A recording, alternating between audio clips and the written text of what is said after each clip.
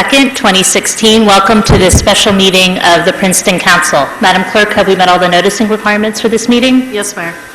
And can you please call the roll? Ms. Howard? Here. Ms. Crum-Miller? Here. Mr. Miller? Here. Mr. Liverman recuses. Ms. Butler? Here. Mr. Simon? Here. And Mayor Lemper. Here. And now please join me for the Pledge of Allegiance.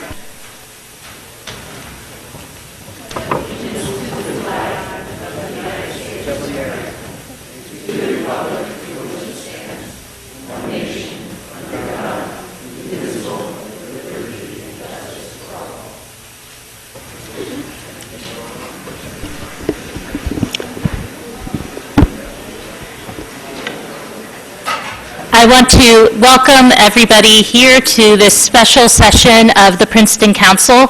The subject of tonight's meeting is the recommendation from the Historic Preservation Commission to designate the Witherspoon-Jackson neighborhood as a historic district.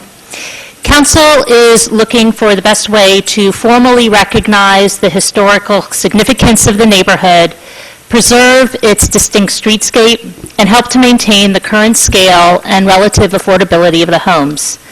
No votes will be taken tonight, but we will try to reach consensus on how best to move forward. This is a working meeting of council. It is an opportunity for members of the council to ask questions, to more fully understand what historic designation entails, to discuss and to come up with next steps. We have attempted to structure the meeting tonight so that we get as much public input as possible. If you look around, there are many of us here tonight, and we will need everyone's cooperation to make this a productive meeting, and we are going to do what we can to ensure that everybody who wishes to speak gets heard. We're going to start with some short presentations. Julie Capizzoli, who is chair of our HPC, will give an overview of the Weiss report and the Commission's recommendations. And I also wanted to introduce Bob Weiss and Seth Henshaw, who are here from Weiss Consulting. You just raise your hands, and thank you for your report. And they're going to be here to answer any questions that might come up. Next, we're going to hear from Lee Solo, our planner, who will outline the steps needed to create a historic district and the remaining policy decisions where council will need to give staff direction if we are to move forward. Next, we're going to hear from Elizabeth Kim, who's our historic officer, and she will walk us through what would be involved in making improvements to your home if the neighborhood does get historic designation. After those presentations, we're going to bring it back to council if council has any questions for our staff. And starting at 8 p.m., we will then open up the floor for public comment. And we're going to start with the people who signed the sign-up sheets that were out in the hallway. We're going to be hearing first from residents and property owners in the proposed district. And then we will hear from other concerned residents. And then finally, if time permits, we will open it up for anybody who did not sign up ahead of time but would like to speak. So before we get started, I want to thank everybody who's been involved in this process up to this point. I want to thank our professional staff. I want to thank our consultants. I want to thank the volunteers from the HPC. And I want to thank all of the residents on both sides of this issue for the time and the effort and the research they've put into this process, and it just reminds me of why we live in such a great community. So thank you, and thank you for being here tonight. So without further ado, I will pass it over to Julie Capizzoli, Chair of HPC. Thank you, Mayor, and thank you, Council, for having us tonight. I'd like to start with the first couple pages of our presentation. So we'll wait a second while that gets up on the screen. Okay, great. All right. And we are all sharing the same presentation, so we won't need to switch off or anything. And I'm Julie Capizzoli. I'm the chair of the Historic Preservation for Princeton, and I'm also a member of the Planning Board.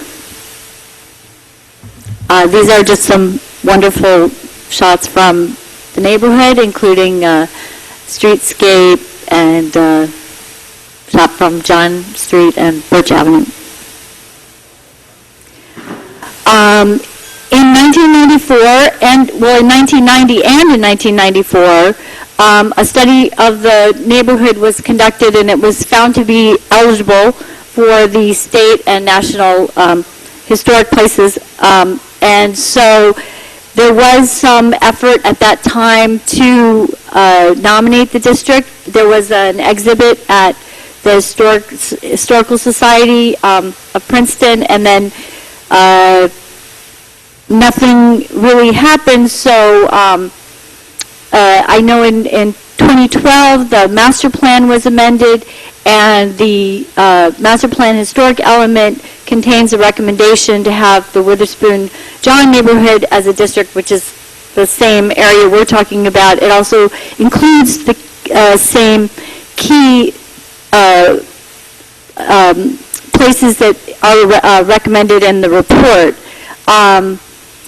A neighborhood group asked the HPC and council to reassess this district in 2014, and council approved a contract to Weiss Preservation Planning out of 7 consultants that were had applied for the RFP in June of 2015. The Weiss nominating report gave a narrative that gave historic, architectural, and cultural significance and facts that supported a district nomination. They also did a field survey that included 395 properties, buildings, streetscapes. They identified which ones were contributing, which ones were key contributing, and non-contributing. This report is on the web. It's on the HPC section of the municipal website. I believe this PowerPoint will also be on the web and available to the public after this meeting.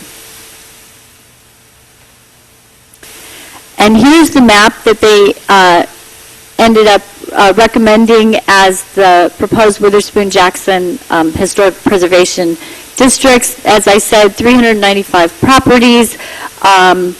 They found 281 to be contributing, which is a ratio of almost 4 to 1 of contributing versus non-contributing properties. The question is, should this be a district? There have been numerous neighborhood and HPC meetings that have been held last year during this review process. HPC and Weiss Preservation presented its resolution of recommendation on December 21st, 2015, and at that time I gave a review of the Weiss Preservation Planning report. In the report, they expressed that Witherspoon-Jackson was a cohesive and intact expression of Princeton's largest African American community. It also represents an important cultural asset to the Italian community and the Irish community. There were results. This neighborhood was the result of years of social, economic, and educational disparity that was brought about by discrimination and segregation in Princeton. The buildings and the streetscapes in this neighborhood tell this story of how it was developed in this distinct way, and we feel that the HPC feels that this designation will help preserve this neighborhood that contains this important history. We recommended that a Type 2 district could work in this area. We now have multiple Type 2 districts.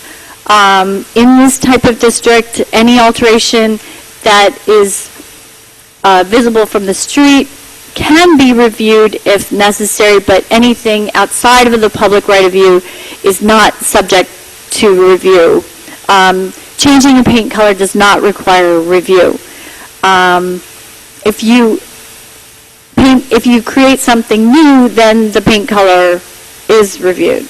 There's multiple criteria in the ordinance for existing structures and new structures that contain all kinds of relationships that the commission has to consider before any kind of preservation plan or application. So we do have a lot of criteria that we already use in all the districts. Here's a map of the black line is the original boundary that we suggested for rice preservation planning. The blue line is the line that they ended up coming up with as the best approach to their report. And the yellow on the side are the Stanhope buildings that were excluded from this review.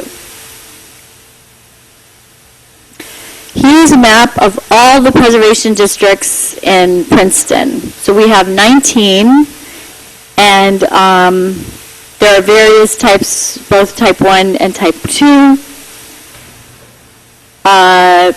Some are closer to town, some are a little farther out, some contain multiple buildings, some contain fewer buildings, and as I said, they vary between type 1 and type 2.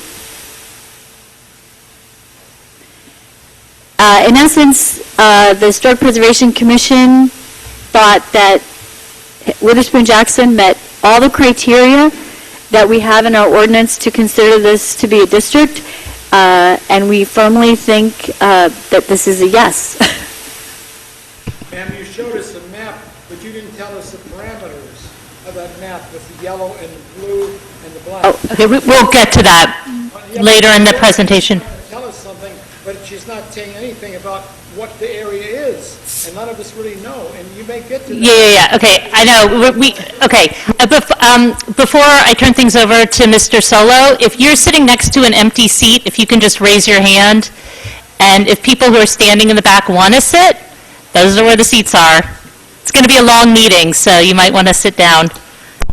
Liz, I think we should make firm rules that we shouldn't be calling out from the audience. For one thing, people that are watching can't hear you, and so I think if people want to speak, they should come up to the microphone when it's time to speak, because the meeting, I hope the meeting doesn't get unruly.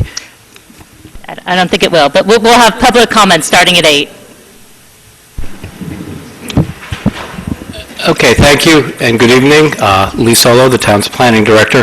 What I'm going to do is go through a series of slides that talks about the process and the steps that we have to go through in order to create a historic district. So the first is, there are basically 6 steps that you have to do. One is it needs to be in the master plan, and we've placed a check mark there because it is in the master plan. 2, the Historic Preservation Commission needs to prepare a nominating report, and check, they've done that. 3, the nominating report needs to be forwarded to the governing body. That's been done. Then the next steps are you would need to prepare an ordinance and schedule a first hearing. Once you introduce that ordinance, it gets referred to the planning board for consistency with our master plan. Then it comes back to the governing body for what's called a second hearing and adoption. During that second hearing, notice will be given to all property owners within the district and all property owners within 200 feet of the proposed districts, and that's a requirement under the municipal land use law. Just by way, I'm going to go through a couple of slides that talk about some of the background information that you already have, but we thought it was important to summarize that. The first slide is going to be about the master plan, and then I'll do a little bit on the WISE report. All of these documents are also on the municipal webpage. So as Julie indicated, the master plan was amended based on a recommendation from HRPC, or HPRC, the former Borough Historic Preservation Review Committee. And what that recommendation said was that a district should be created, and they used Witherspoon-Jackson, basically the boundaries from east to west, and noted that since the 17th century, This neighborhood has been the center of Princeton's vital historic African-American community. The businesses, places of worship, and schools were developed to meet that population's need, and the neighborhood has been identified by the New Jersey Historic Preservation Ordinance as eligible for state and national register. In terms of actually designating a district, within our ordinance, at Section 10B 392, which is on the webpage, as well as national standards and in the WISE report, there are a number of criteria that a district must meet in order to be designated. So it doesn't have to meet all of them, but it needs to meet some of these. And they are that the district must be historically significant on a national, state, or local level, that it should possess integrity, location, design, and setting, should be associated with events making a significant contribution to the cultural, political, economics of the locality. It should be associated with lives of persons of significance to the past, distinctive characteristics of type, period, and method of construction, and likely to yield information to prehistory or history of the area. And then in the WISE report, you'll find they go into a little bit more detail, but they found the district is significant. They note that the district defines a neighborhood within the context of racial discrimination against African Americans, that the built environment of the Witherspoon-Jackson area makes this history evident, that the period of significance for this neighborhood was circa 1830 to about 1969, African-American settlements of the Ferguson Tract and segregation of religious congregations are all documented in their report. Their report also indicates that they do identify the lives of persons significant to our past, and you can see up here we have a list: Dr. Henry Austin, Emma Epps, Burdette Griggs, William Moore, Albert Hines, Paul Robeson, William Robeson, Dr. Robert Rivers, Betsy Stockton, and Howard Waxwood. The report goes on to find that the proposed district embodies distinctive characteristics, speaking about its streetscape, the architectural theme, the smaller scale of the homes and structures, and as Julie had mentioned, the high number of contributing resources in the district.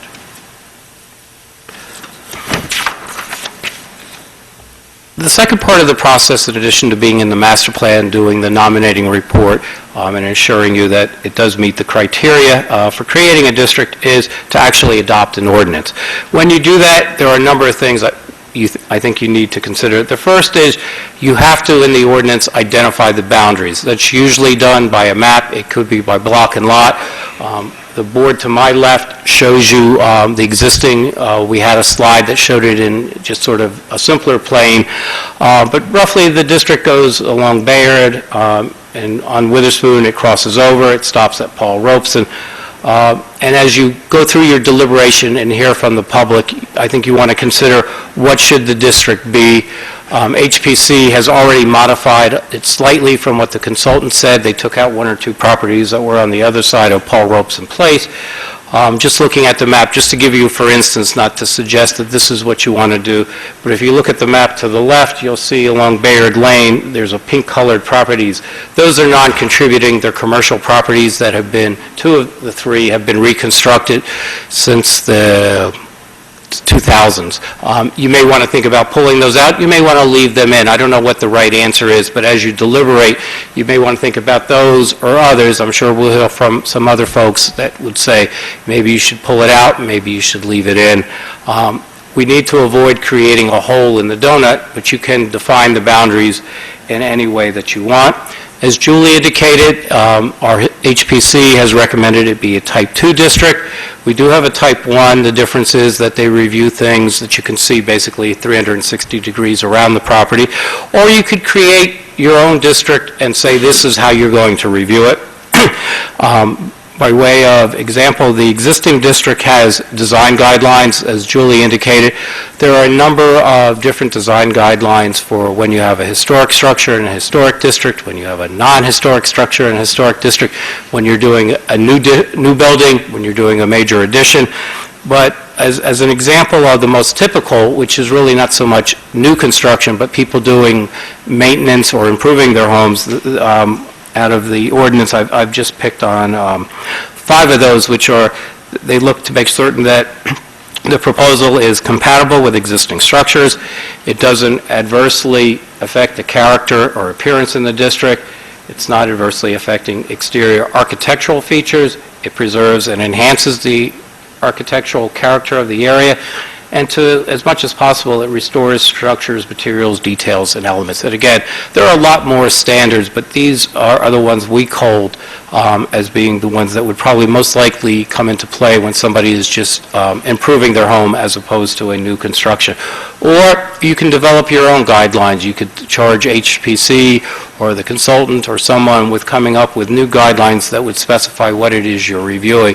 Just as you could say, we only want to review demolitions. You could say we want to review all changes in the district, or we only want to review things that change. And when Elizabeth talks about the application process, that'll become a little clearer as to what's ordinary maintenance, what requires a review, and what has to go to the full HPC. Again, this is the map that's over there on my left, and it shows you the 395 properties that are included in this district. The key sites are in purple. The blue sites are called contributing. The pink are non-contributing buildings, and then green, they called out the vacant parcels in the district. I've been asked to briefly talk about some of the fiscal impacts that we're anticipating from this, and there are really two types that we identified, or two types of impacts. The first is operational, and that's on the municipal corporation. This will be adding 395 parcels that need to be reviewed when improvements are being made. Currently, there are somewhere between 800 and 900 parcels. The probably largest district is the downtown, and not surprisingly, it generates the vast majority of the minor applications and maybe even some of the major ones. The downtown, as you know, windows are constantly being changed, new doors put in, awnings and the like, and those are all reviewed. So this would be a major undertaking at a staff level. We believe additional staff may be necessary. What our plan would be is if you adopt it and include it as a full district with full review of everything, we would closely monitor it, and we may come back to you with the need for at least a half-time person to deal with the potential. And we don't want to just say, let's do it now. We would see how it goes. We have another large district is Washington Oaks. We don't get a lot of applications there. There have been some. The buildings are getting older. We'll start getting more, I think. We've had a number of HVAC, the outside air conditioning units being replaced, and the like. That may be something we want to consider down the road, whether that stays as a district or not. But we do have a concern that by adding more than a third more units, it may have a financial impact in terms of being able to process them quickly. But we don't know. It's hard to get a feel. A lot of the improvements that are looked at are done fairly quickly. The ordinary maintenance, when somebody is replacing a window or a door, they don't even go to get a building permit. They're not required to. So it's hard for us to judge over a few-year period how many windows and doors or properties had those kind of improvements that we would have to be looking at. But we did want to make you aware that there could be a cost there. The second comment we've heard was, how does this affect property value? We've talked to the local tax assessor about that, and what he basically said is that the local data for existing districts, it's not fair to compare that to other properties. There are just too many variables to compare from one district to another. The house size, its actual location, the lot area, and they vary a lot both in terms of the overall community and the historic districts. So he was not comfortable being able to tell you that over a 5-year period, historic districts increased or decreased a percentage more or less than the rest of the community. And then we tried to determine on a national scale what's happening. We did do some web searches and found that you could probably find an article that will support both sides. You can find an article that says it's going to have a negative impact on property values over a 5-year period, and you can find one that says it's going to increase property values. So we don't want to mislead anybody. We don't want to know. It's something that's of concern to everybody, I'm sure. We can continue to monitor that and make any adjustments in the ordinance if we need, if we see it's problematic. This is sort of my recap, the next steps. We've talked about the nominating report. That's been done. The governing body has scheduled the discussion meeting. I think we need to build a consensus on what we want in terms of what the review will be. Then again, it's a simple, introduce the ordinance, forward it to the planning board. Planning board has a maximum of 45 days, I believe it is, to get back to you. You then hold a public hearing with, as I indicated, notice to property owners within the district and within 200 feet of the district. And that's where we are now. I'm going to pass the computer over to Elizabeth. She's going to give you a review of, if you have an ordinance in place, what the application process is.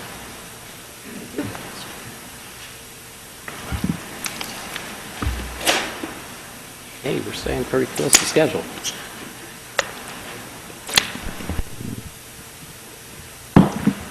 Thank you, Mayor and Princeton Council, and also for the public to come out to hear these presentations. Can you make sure you're in your mic? Right into it. My name is Elizabeth Kim. I'm Princeton's Historic Preservation Officer. I'm going to be going through the process and review of the applications within a historic district.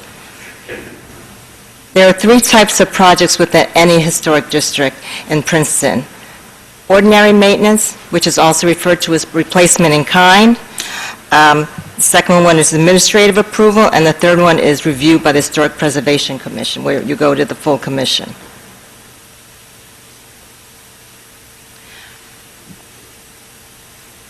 The ordinary maintenance replacement in kind is an application that requires no fee or no application. And this is an application, for an example, where you might have a door. The one in the picture, you can see two glass panes on the top and two panels that are wooden on the bottom. If you replace it with the same type of door that looks the same as this, within the same location and the same size, that is considered ordinary maintenance. The picture in the middle is a porch that is in need of repair. If you use the same material, you're replacing it at the same location, that again is considered ordinary maintenance. The window on the right is a wooden frame window, which is considered to be 4/4, 4 on the top half, 4 on the bottom. If you replace it or repair it to be exactly as it is, that again is considered ordinary maintenance.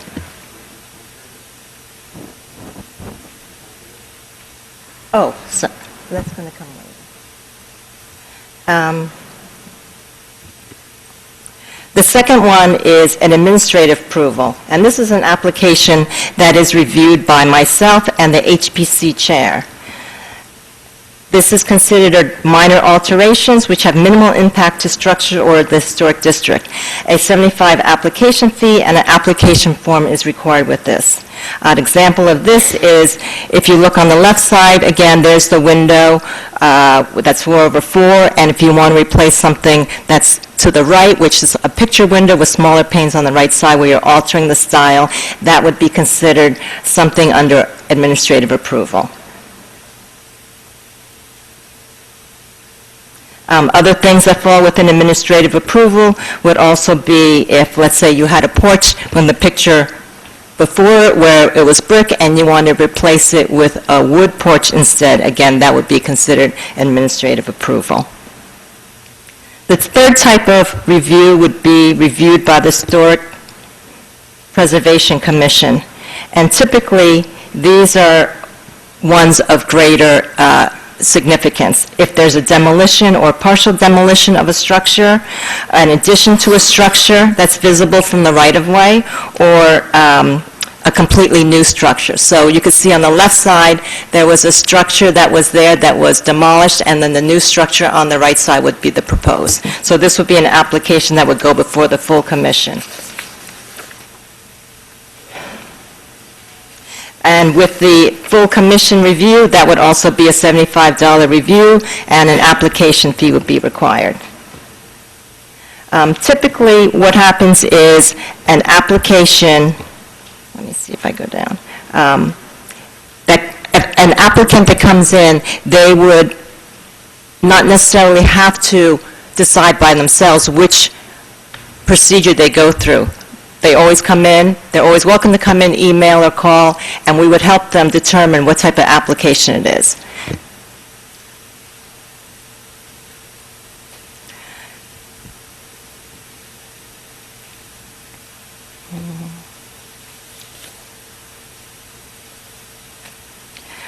Under the historic applications, there are really two types. One which is where there's no variances, and again, one of them would be the ordinary maintenance, and typically those are completed within a day or two and always less than a week. And again, that is just something that's done within the office. When I talk to the applicant, I will send out an email confirming with them that is considered ordinary maintenance. That way they have a record of it, and there's also one in the file just in case we are approached by a resident or by the building department. The other type of application is one that would be reviewed by the staff, which would be a 15-day determination, and that would be one that would be an administrative approval or the full commission review.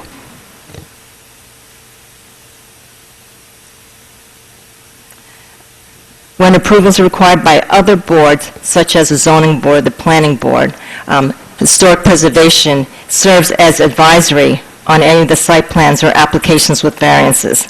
The application follows the 45-day to 100-day review schedule for final determination. The application reviewed by the HPC and their recommendation in a letter by the HPC chair is presented to appropriate review board of jurisdiction. The application is reviewed by the planning board or zoning board for their review and final determination.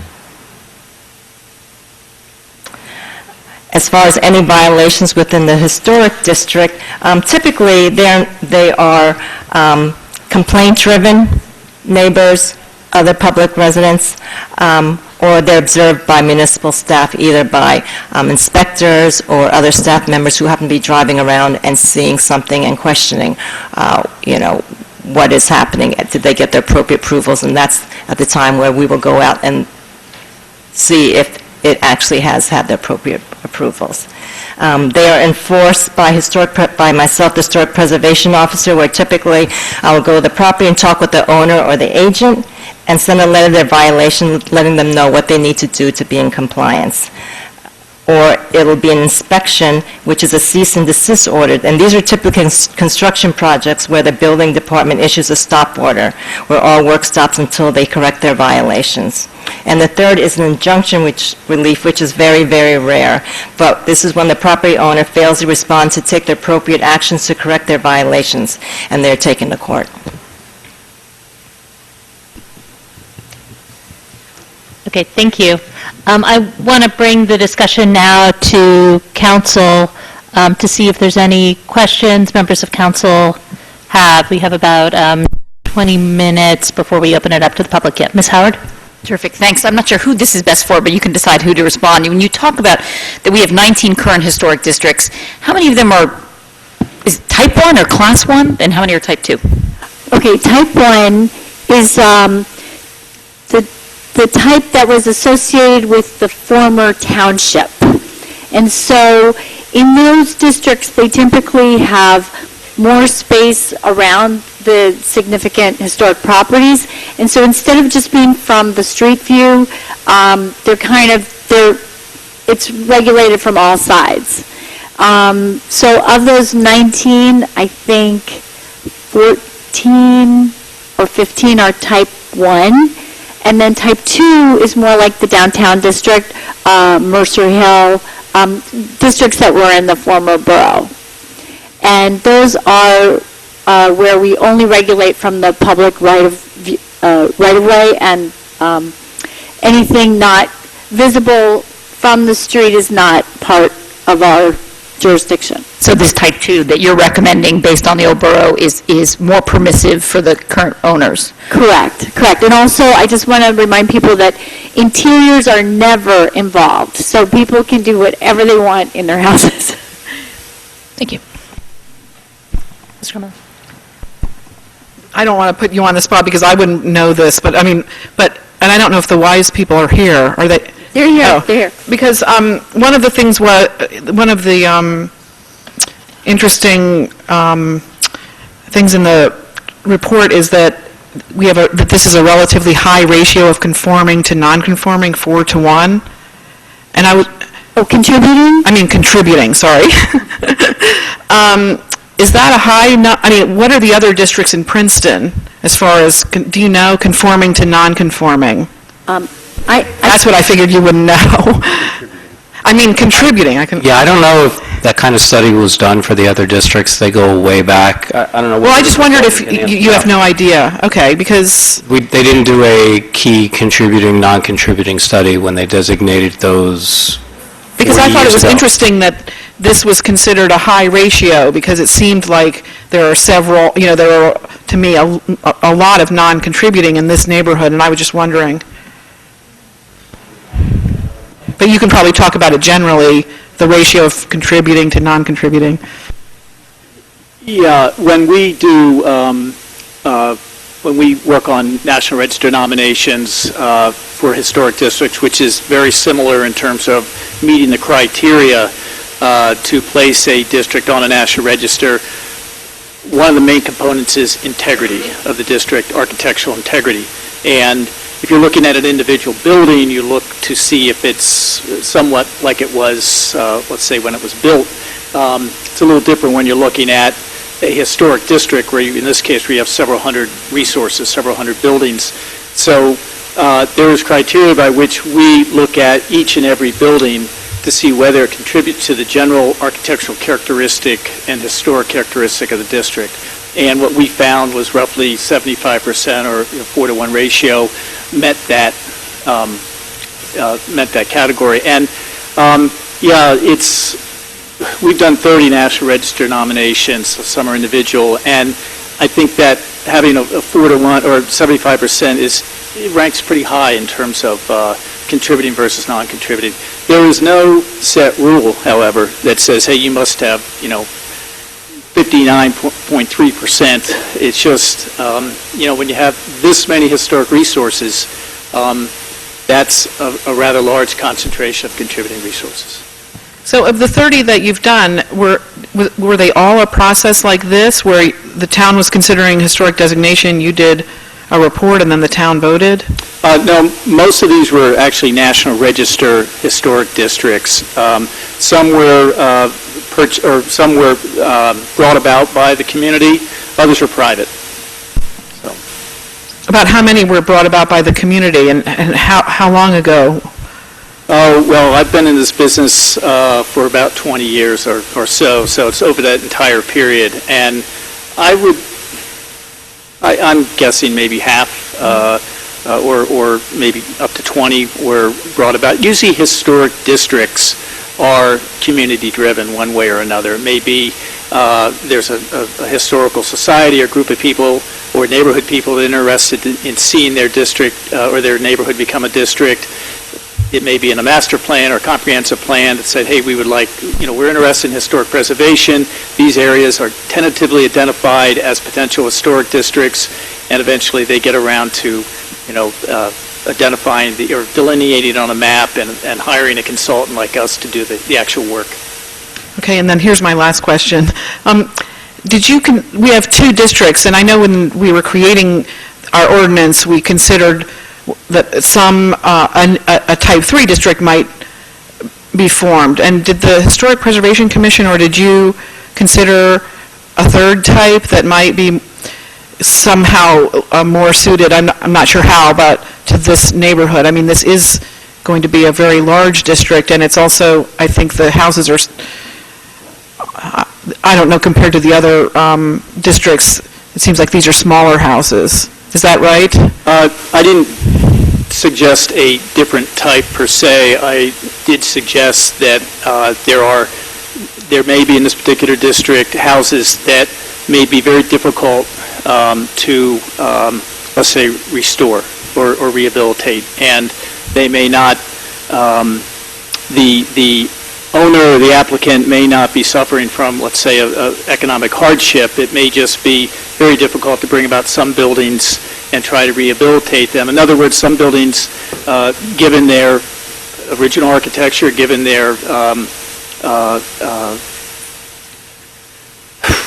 given the amount of work that's been done on them, repair over the years, that they may be better off to be taken down. So what I suggested is that the HPC would need to have some, or should have some type of flexibility with regards to that, or some means of addressing that concern by the part of the applicant, which is a little bit above and beyond what is in the current ordinance. And also, I recommended that if that should happen, that these buildings be carefully documented. Usually that means, photo documentation, maybe some history. In other words, we don't just lose a building. Would that require a change to the type too, or do you think that could be all incorporated into the ordinance as written? The type 1 and type 2 is really, what are you reviewing in terms of what do you see? We have specific criteria, and I think that's really what Ms. Weiss is talking about, that you may want to develop that are particular to this neighborhood, whether it's saying there are properties that maybe should be demolished, or maybe there are features that you don't want to review. I'm not quite certain. It's not my area of expertise. But we have standards now, and HPC suggested we could just use those, and I outlined just 6 of them. There are a lot more in the ordinance. But you could develop very specific standards that says, if it's a house that's a non-contributing, you use these standards. If it's contributing, you use these. If it's a key, you use these. And if it's one of these special ones that you've just suggested be identified that says, you just try to make it compatible and not try to restore or save it. Because you'll see, if you look at the criteria, a lot of them are about restoring. So when Elizabeth was saying, you can replace a wood for wood, I don't know what the percentage is of going from vinyl to wood windows, but you could say in there that that material doesn't really matter. I don't know historically whether that's accurate. Well, I mean, one of the things we talk about in the report is that there's an overwhelming amount of aluminum and vinyl siding on these houses here, and that may be different than what you would see in a district containing mansions. Mansion Row might be brownstones or whatever. So that also, we suggest, needs to be taken into consideration, that that is the type of material that's used throughout. And if someone wanted to put that on their house, that maybe wood is not necessarily against the historic context, architectural context of the district. So that is, you might say a little looser interpretation of the ordinance. So whether that would require a type 3 or just a different adding, making some changes to the existing ordinance, I don't know what that procedure would be. I wanted full disclosure too. I said 30 districts. 2 of them were combined, and 1 district actually burned down. So I wanted to, which is very unfortunate, but. I think Ms. Capozzoli wanted to add something to that, and while we're switching chairs up here, there are seats up front. If anybody in the back wants to sit down, I encourage you to come forward, and especially in the second and third rows, even some first rows, there's spaces. Clearest and stuff in those seats? Who's stuff is it? If you're sitting next to an empty chair, raise your hand just for seconds. People can see their spots. All right. If you prefer to stand in the back, that's fine too. You can make an easy exit. So just to clarify what exists in the ordinance, because I think sometimes there's confusion about these guidelines. There are the criteria for the existing houses, and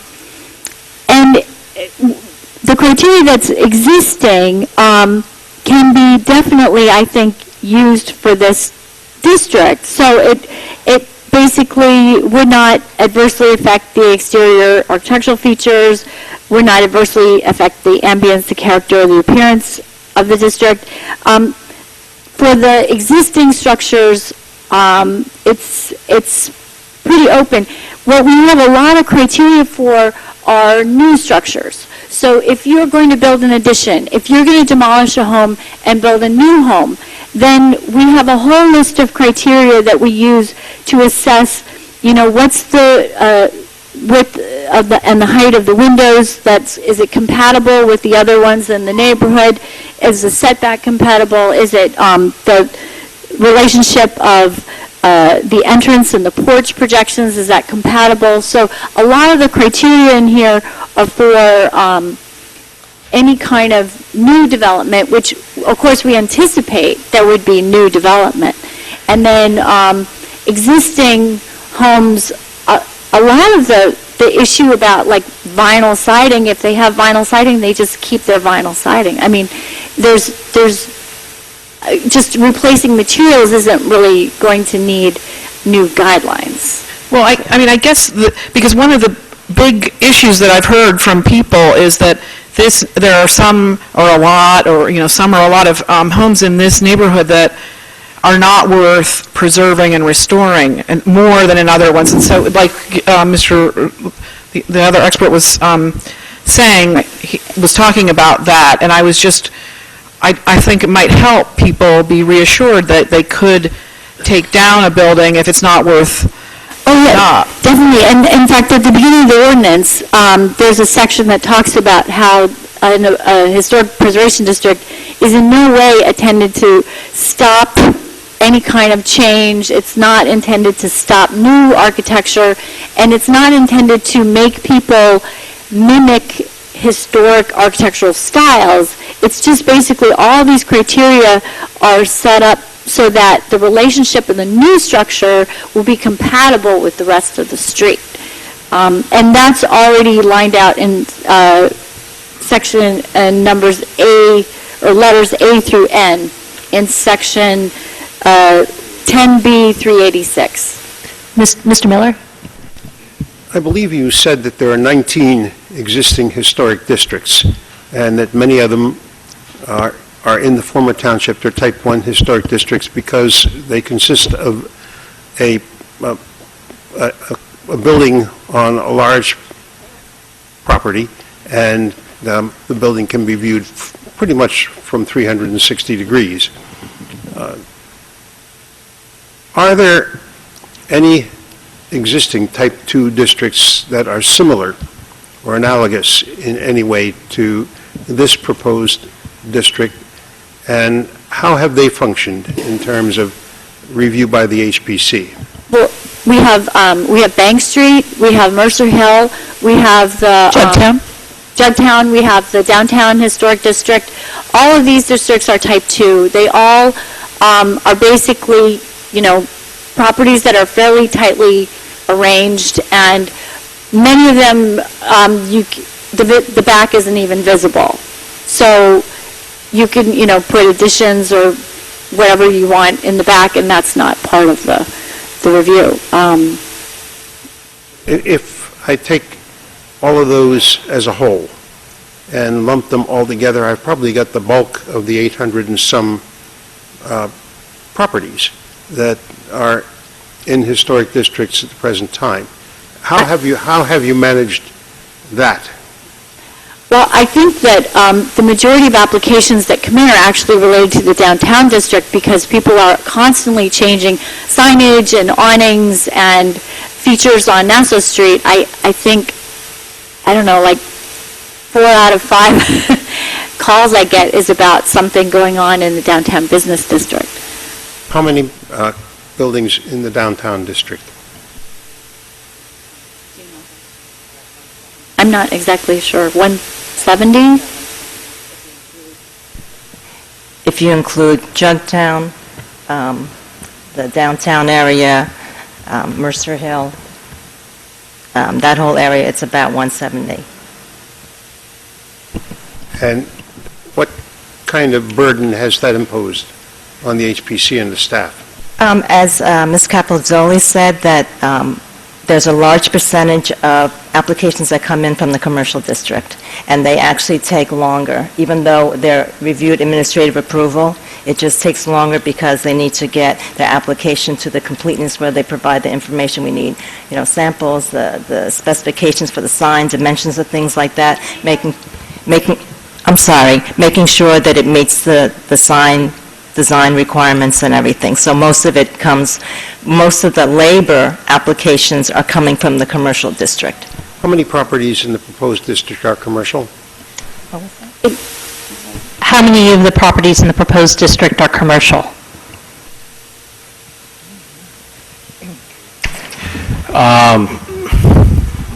Not a lot. There are some along Witherspoon, and the 3 I mentioned earlier on Bayard. I don't know, there might be 1 or 2 within the district itself, but there are not a majority. The majority are single-family or are residential in nature. So in reality, then, the analogy to the downtown in terms of the workload on the staff from commercial properties would not be the same from the Witherspoon-Jackson neighborhood. Mr. Miller, there was a review done for the 2015 historic preservation applications, and with this analysis, we saw that the residential projects that were received were 17, and the ones in the business institution municipal county projects were 33. Twice. Ms. Butler, did you have questions? Well, no, I was just talking to myself. Go ahead, Bernie. Just doing math. Okay, Mr. Simon? Well, no, I do have something. I just thought you heard me talking to myself. Bernie, all of Witherspoon would be on there, and so it's not a question necessarily of how much is commercial now, but how much could potentially be commercial, right? I mean, Well, there are residential structures within the zones that allow commercial use. I think if the concern is, how's it going to impact staff, we aren't certain.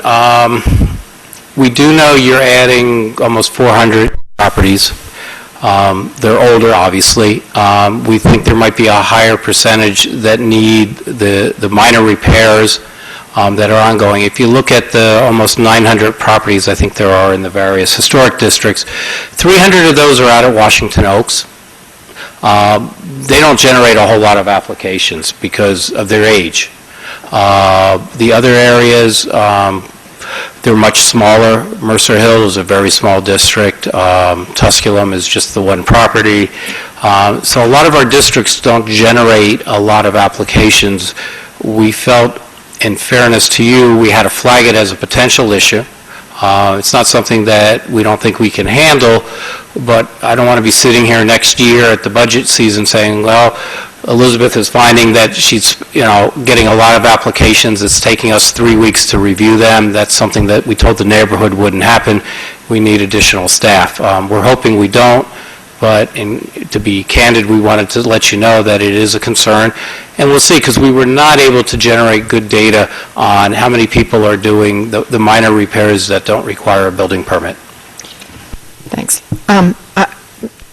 I do have something to say about that. It's kind of my opinion, but from 3 years as the liaison to the HPC, I think Elizabeth has done a very good job, but I think she's been burdened. She's been doing her own secretarial work. I think we're not being completely realistic if we don't think that this is going to require additional help. So that's my own opinion. They're entitled to venture whatever else they want, but I think we would need additional help. I have a question, though, for you, Elizabeth, about the ordinary maintenance. Because so many of these properties have already had work done to them, so if we make a historic district on this day, freezing's not the right word, but this is the standard by which they would be held. So if it is a originally wood structure that's now covered with vinyl siding, we're dealing with the vinyl siding. And if someone wanted to take off that vinyl siding and restore it to be a frame house, that wouldn't be ordinary maintenance, even though it would be more in keeping with the original structure. We'd be thrilled if that happened. Be thrilled if that would happen, but that would not be ordinary maintenance. So when the ordinary maintenance, even if it's not historically accurate, we would be holding it to that historically inaccurate standard, the standard we have right now. That is correct. Actually, the definition for ordinary maintenance, and I'm just going to read this, the repair of any deterioration, wear, or damage to a structure or any part thereof in order to return the same as nearly as practicable to its condition prior to the occurrence of such deterioration, wear, or damage. So that means prior, so that means at the time that it's deteriorating. If it's vinyl aluminum siding, they are allowed to put back vinyl aluminum siding as ordinary maintenance. There's no application fee, and there's no application required. Okay, and then if you move to the next level of work, the administrative approval, you said that generally can take place within a week? That was less than a week for the ordinary maintenance, usually a couple of days, and for administrative approval, it's up to 15 days. Oh, up to 15 days? Right. And that's part of the ordinance. It actually says it's 15 days that's allocated for that time. Okay, and can most of those applications be accomplished without the assistance of an architect or some other type of professional assistance? As far as administrative approval goes, Right, so people who Yes. want to have some work done on their house, are they going to need to hire an architect now to get some relatively simple things done? No. What sort of triggers the need to hire outside help, like an architect? I think it depends on the amount of work that gets done and who's actually wanting to do the work. A lot of times, it's not just the exterior, they might also be doing the interior as well. So oftentimes, it's a larger project, so they hire an architect to actually encompass all of the work. And we didn't really talk about landscaping. Is that covered in here if people want to do? Under the new ordinance, landscaping is under review if it's within the right-of-way, visible from the right-of-way. I'm sorry, say that again. Landscape is under review by the HPC if it's visible from the public right-of-way. Okay, so to the same standards as the 1 and 2 classification if it's visible, which of course your front Yes. yard would be. Great, thank you. Okay, it is 8 o'clock, so when we're concluding with the public comment, we'll go first to Mr. Simon, if that's okay. So now we're going, since it's 8 o'clock, we're going to open up for public comment. We did have the sign-up sheets out in the hallway, and again, we're going to try to do our best to make sure that everybody who has signed up gets a chance to speak. We'll limit comments to at most 3 minutes, but if everybody goes for 3 minutes, we're not going to be able to hear from everybody. So if you can make your statement in 1 minute, all of your fellow residents will be appreciative. And I'm going to call up, we're going to start with the list of folks who reside within the neighborhood or own property within the neighborhood. I'll call up 3 folks at a time, and if you can line up behind the microphone, and then once a group of 3 has had a chance to speak, we'll bring up the next 3 just to help keep things moving. Ms. Carmiller and Mr. Miller are going to help with the timekeeping. And I know in some meetings in the past, this is an issue that everybody in this room is passionate about, and I would just ask that we be respectful. It's really important for council to be able to hear everybody. So you might disagree with what's being said, but I would ask that we all just listen respectfully. Okay. So with that, we will start. I'd like to call up Romus Broadway, Antoine Newland, and Dozier Hammond to start us off.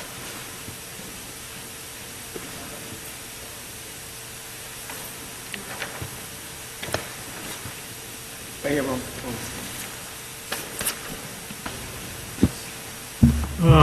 I'll try to be quick about this. It's like to also offer some information about what is involved from one street in this community, this is Birch Avenue. On this, we have 88 young people graduating from colleges from 70 different colleges and universities around the country. 30 of those people have become teachers. There are 5 who have become lawyers. There are 2 PhDs. 2 have earned MBAs. Now, their parents were waiters, chauffeurs, butlers, construction laborers, maids, domestic workers, cooks, kitchen workers, hospital workers, and this is what they did for their children. And 7 professional soldiers came off of Birch Avenue, and among that you have 2 who have graduated from prep schools, that's Lawrenceville, and as a matter of fact, 3 of those attorneys were my mothers, like grandchildren. And you've had administrators, high school principals, you have advertising executives, you have 1 architect, you had engineers, you've had a policeman, you've had several professional soldiers, 3 people from Birch Avenue were killed in action during World War II, African soldiers, African American. You have 2 graduates from high school military schools. You have one person who was a chemist, a pharmacist, 2 registered nurses, professional athletes, and a host of college athletes. This is all from one street, Birch Avenue, on the street where I live. And most of these parents bought those houses were not making $100 a week. Now, there's one house on Birch Avenue now that was constructed by Tuskegee students on vacation from summer in 1913, 1914. That house now is occupied by one of my nephews. And across the street from this house is a house built by Taylor Merrill in about 1949 that cost $7,000. The taxes now are $10,000 a year. So, okay, now I'm just glad that the old sheriff would tell you be out of town by sundown, but the new sheriff is the tax collector, and you know what he does. Thank you.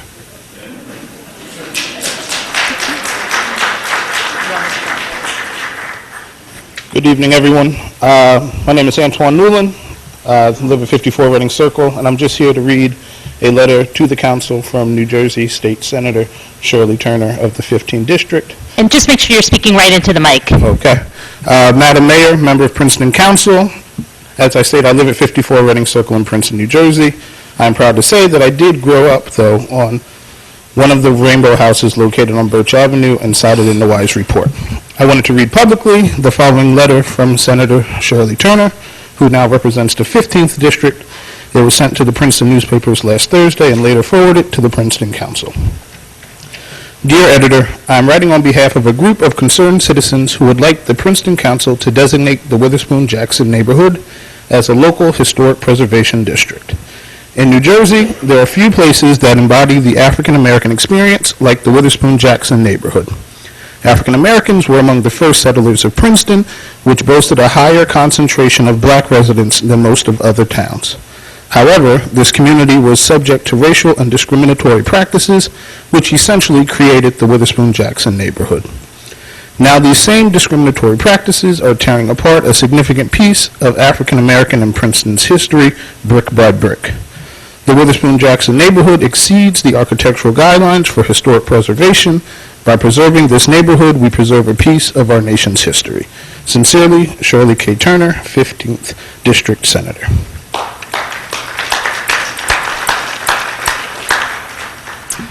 My name is Dozier Hammond. I live on Lee Avenue in the Witherspoon-Jackson District. I've been a resident there for 26 years.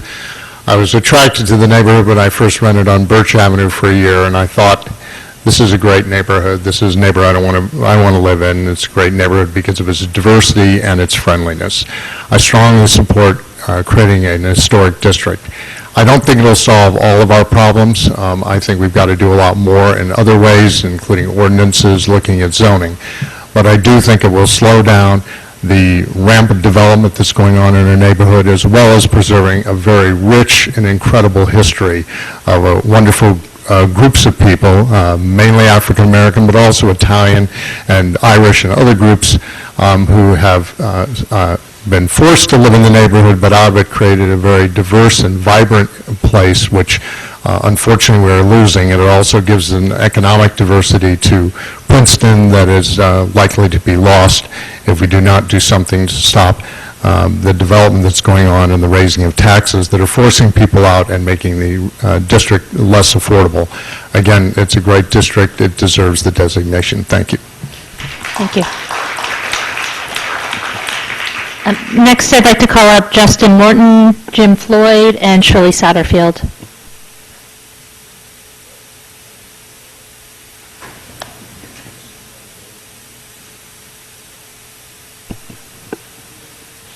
If you get to the microphone first, Mayor Floyd, you can go ahead. Thank you very much, Mayor. I'm not as fast as I used to be, either coming or going. Thank you.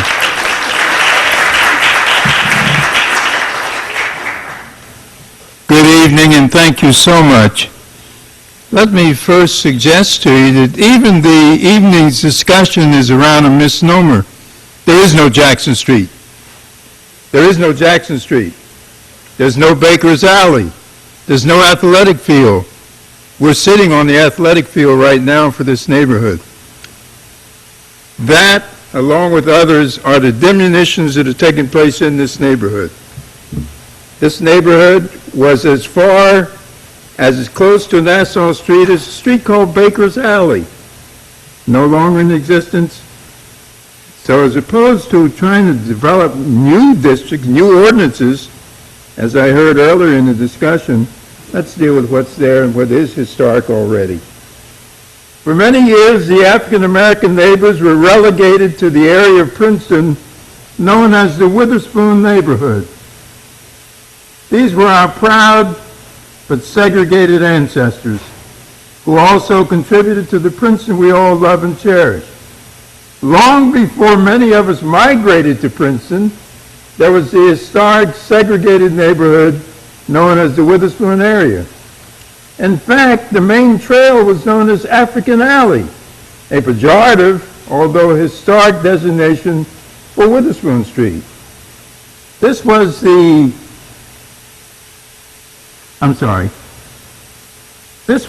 home in the designated section for our ancestors. We went to school here. Our restaurants, we weren't allowed outside of the neighborhood for restaurants. The stores were here, our lodges, and even our houses of worship. The schools were also restricted to the segregated and, as we think, an historic district. This is where we lived and survived, only to venture out on occasion to go uptown to be told we wouldn't be served. This is already an historic neighborhood. While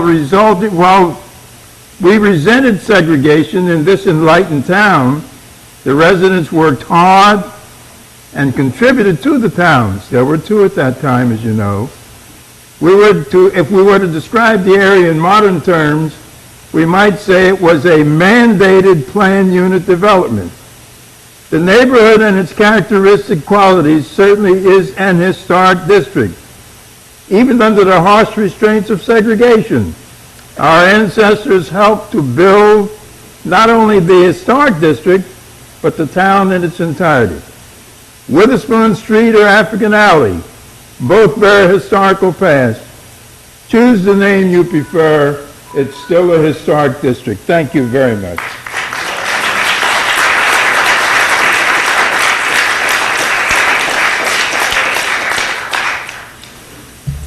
Shirley Satterfield, 30 Quarry Street, 6 generations in Princeton. Mr. Floyd just took my speech. Because Princeton was a segregated Jim Crow town, we were not welcomed in stores and establishments on Nassau Street. So this was a self-contained neighborhood with our own churches, schools, YMWCA, fraternal organizations, grocery stores, restaurants, and cemetery. Our candy stores, ice cream parlors, and some restaurants were in homes. It was a time when we were poor in means, but rich in faith, skills, hard work, and hope. Our Italian neighbors came not only as masons for the buildings at Princeton University, but they too were laborers, skilled workers, landscapers, and business owners. Our Irish neighbors worked on the canals. In the early 1980s, our neighbors were from Haiti and Jamaica. And in the early 1990s, our Latino neighbors filled many services, as did our ancestors, as domestic workers, restaurant and university employees, landscape and skilled workers. This is the only community in Princeton that has been so diverse and has serviced the people in the town. Just 2 weeks ago, our Latino neighbors had to come before you to ask for fair wages when they had to take time off from work. They are hard-working residents who deserve the same amenities that are afforded those who they work for. Our community is actually more than porches and landscape. It is a people who, beginning in the 1600s, were slaves, then domestic workers, servants, educators, government employees, lawyers, physicians, and noted leaders. Roma's Broadway has for years preserved our history through pictures of our families, ancestors, and diverse residents of the Witherspoon-Jackson neighborhood. Henry Pennell, who is not here today because he doesn't feel well, has for years captured the voices of many of the residents through his recordings and interviews. I have for years written the history of our community and give tours and presentations to countless groups, schools, and organizations. If all the ancestors of generations of families, residents, and Princeton supporters here tonight, we will keep our legacy in this community. We do this so Princeton will always remember that generations of proud, hardworking, successful, and contributing residents who were and continue to be the backbone of the town of Princeton. Of all the developers and architects, at least 8 who have invaded this neighborhood, only 2 have met with the Witherspoon-Jackson neighborhood to talk with us about our plans. The Waxwood was our Witherspoon School for Colored Children, and the structure has remained as it was when it was our school, and named after our principal. The Masonic Temple, a sacred and favored building that not only housed the fraternal organizations of Masons and Eastern Stars, but was a haven for many of our social and religious events. The building will remain for apartments. These 2 developers are sensitive to the wills of the neighborhood. We are very leery of developers and architects who tear down our homes, build structures that do not conform to this community, and then tell us that they will provide a museum or some structure to appease us. We need affordable housing. No matter how many developers and residents move into this community, you can't erase our history. No matter how many porches you like, then tear them down, you can't silence the voices of those who sat on them in the evenings after working for the well-to-do Princeton folks. It did not take 19 districts in Princeton to come before mayors, councils, and plan boards an enormous amount of time to make their community as historic districts, or to fight off developers who tear down their homes and build structures that do not conform to the neighborhood or are affordable for the residents. To members of the Princeton Council, to whom we did select, elect, and who we respect, we again stand before you to say that with all the history we have given, we ask that you consider all the service our ancestors gave to this town and descendants who wish to continue to live in our hometown to preserve and respect the history and purpose of the Witherspoon-Jackson community and to make this noted community the 20th Historic District. For our ancestors who gave service to the people and sustained the town of Princeton, we thank you.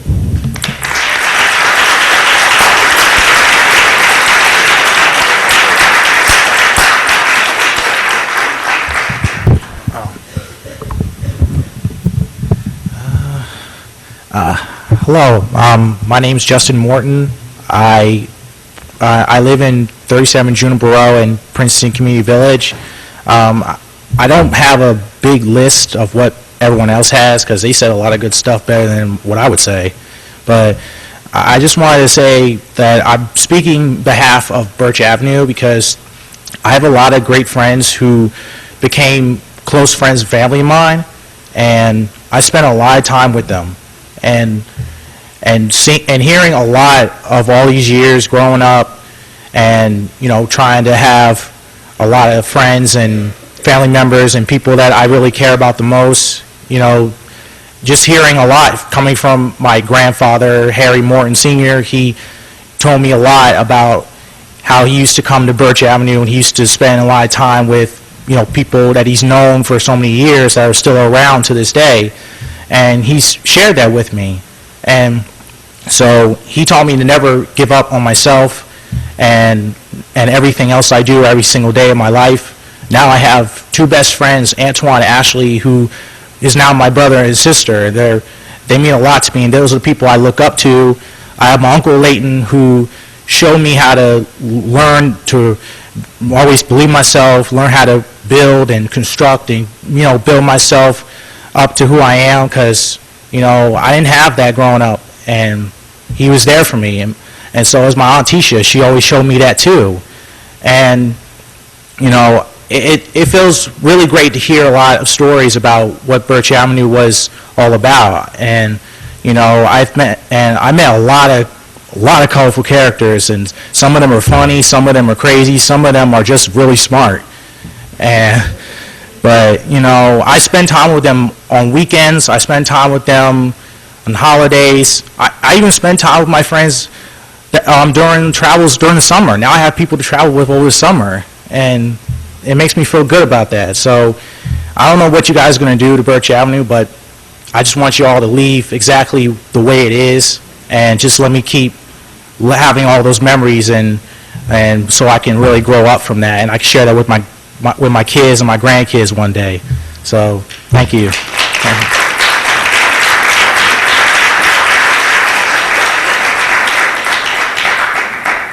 Thank you. Next, I'd like to invite up Cecilia Hodges, Michael Robinson, and Tatiana Sims.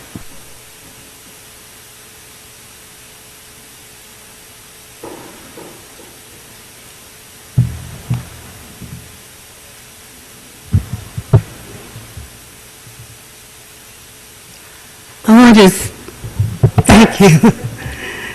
Thank you. I should like to thank the council for this opportunity to speak on behalf of historical designation of the Witherspoon-Jackson area in Princeton. There are 3 points I would like to make very briefly. I am very touched by the heart and the soul that comes out of the people who have lived in the community. I'm on the edge of the community, but my heart is here also. And so I'd like to say to those who fear a rise in taxes, I point out that in New York City review by the Independent Budget Office, 1975 to 2012, they found that the premium to property appreciation in historical districts similar to non-district property rose just 1 2/10%. I think that's a fact that you all know. It's been said already, and it's quoted in the Historic Preservation Commission report.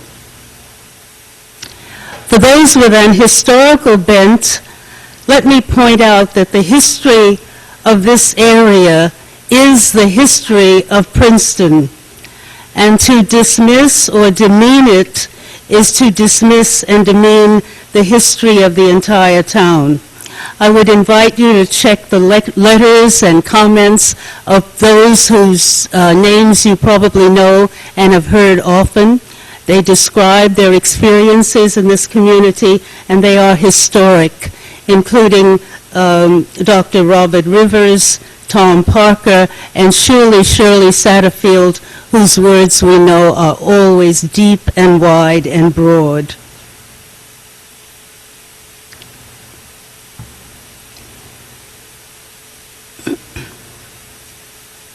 There are a host of other such people to glean the contributions of black citizens of Princeton.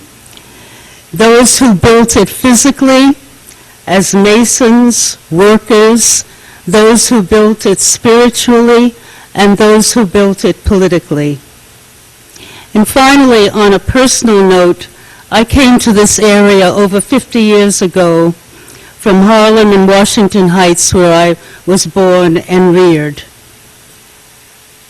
I have seen and watched black communities erased time and time again by financial gain and racial prejudice sometimes. As an example, what ordinary black person can afford to live in Harlem these days, the Harlem in which I grew up? And so I urge the council, with all the might at my disposal, to vote in favor of the historical designation of the Witherspoon-Jackson area. Thank you.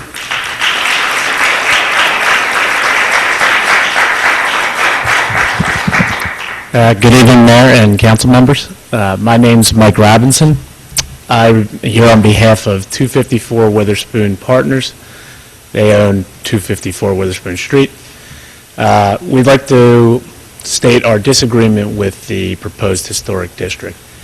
We believe that development is important to keeping the neighborhood as vibrant and as lively as it is, as all these testimonials have said, and that instituting a historic district as proposed will put a freeze on that development, even though the ordinance says otherwise at the beginning.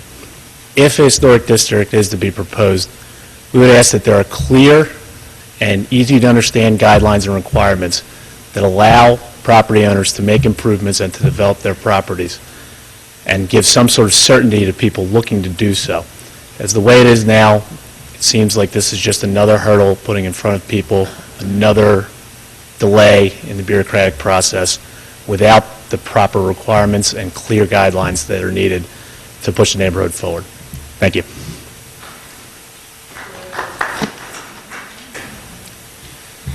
Hello. I would just like to thank Mayor and Council for granting me this opportunity to speak my views on the candidacy for the Witherspoon-Jackson neighborhood to become a historical district, and also to Mr. Newland, who invited me out to speak to this event. I have been a longtime Princeton resident, and I've grown up in the Princeton Public Schools. I thank this town immensely for both my personal and academic success. However, I feel cheated.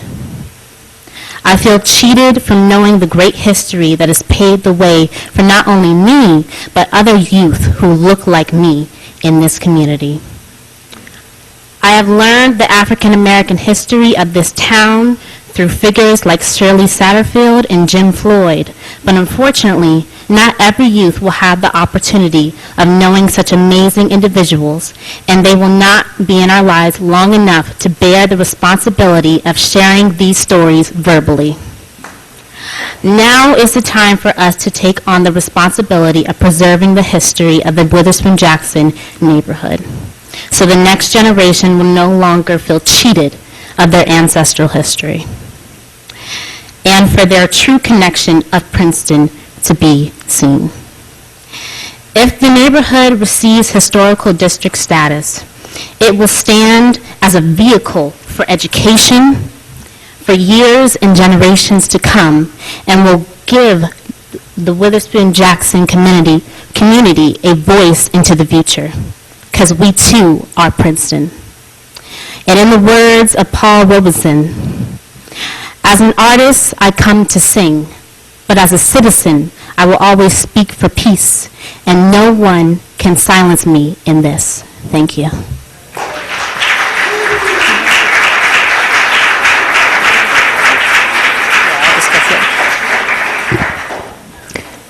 Okay, thank you. The next group is Adele, I'm not sure if I can read the handwriting here, Ballletter, Leighton Newland, and Nellie Mae, and Joseph Tadlock.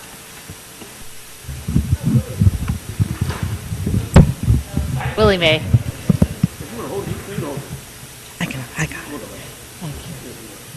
Hello, Adele Batchelder, Hickory Court.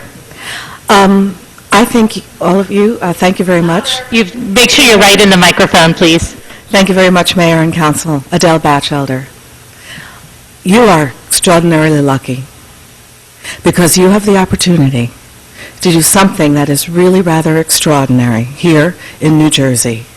A concentrated area, historically clear, architecturally clear, meeting all the standards for historic designation, and to have the opportunity to give the full, as you wrote here, power of place to the Witherspoon-Jackson Historic District. The people here support the idea that Princeton is a very important place of activity and endeavor, not only in Princeton and the region, but also America. The work that was done there, the representative visual, full of community, it's perfect. It is a great opportunity for you. Please take it. We need it.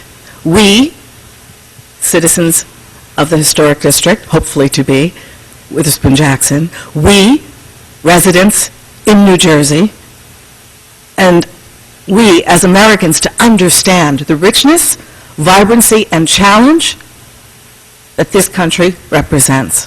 Thank you for your time.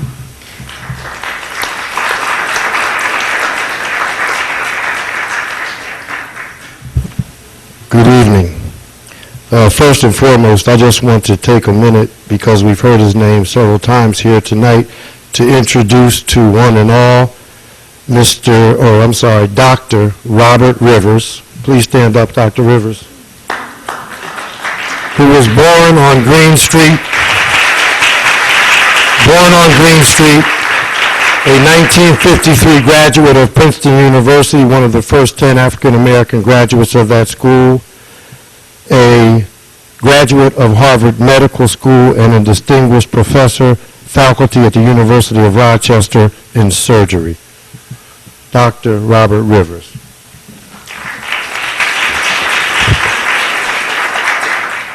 I'm going to quote from page 3 on the WISE report. It reads as follows: "What happened at Witherspoon-Jackson is an amazing and deeply significant story, even more so that it occurred in Princeton, New Jersey. Discrimination based on race created a dichotomy between the black and white communities that only in the last few decades has thankfully started to become undone. We believe Witherspoon-Jackson, as proposed, does stand alone as a historic preservation district based on accepted standards and practices of the NRHP evaluation system," unquote. There are those in opposition to the passing of this designation who have purposely engaged in misleading residents of the neighborhood and the public in general for selfish reasons and personal gain by trying to scare residents by saying their taxes will go up significantly if an HD, historic district, is created. Different numbers have been thrown around online, both low and high. But look around Princeton. You do not see home prices in the Mercer Hill or Jugtown districts or any other historic district increasing faster or to a greater degree than other similar non-HD areas in town. It simply is not true. Failure to adopt this ordinance would leave many homeowners in the neighborhood in general in real jeopardy in the very near future, as development will continue to wreak havoc on longtime homeowners, especially people of color, and many others forced to the very limits of their financial ability to meet their tax obligations. Not to pass this ordinance would to many constitute an indifference, or at least an unwillingness to acknowledge that what created this segregated community were discriminatory practices that are unfortunately part of our country's history, the neighborhood's history, and the town itself. As the WISE report indicates, the Witherspoon-Jackson community was born out of a Jim Crow Princeton. Not only did the neighborhood and its people survive through difficult and oppressive times, it thrived. The people who lived have made significant contributions in education, business, entertainment, entrepreneurship, sports, art, entertainment, labor, religion, and culture. While this governing body has no level of participation in the unfair and discriminatory treatment of the past, every member of Princeton Council should be proud and honored to support the ordinance creating Witherspoon-Jackson, a historic district. It is long overdue and will bring reconciliation and a healing to present-day Princeton. A short while ago, there were two Princetons. The primary drivers behind consolidation were influenced by cost savings and the need for one Princeton, one municipality, one mayor, and one council, one police department, one tax structure, and one voice. Witherspoon-Jackson should become the 20th historic district in Princeton and, like the 19 others, take its rightful place as a significant and contributing neighborhood in this historic town and in American history. The only real and significant difference between Witherspoon-Jackson and the 19 other historic districts in Princeton is the people who built, bought, and lived here. History is not always kind, and it is not always proud, but it is history and can be acknowledged only when it is recognized. Thank you for your time, your service, and your consideration.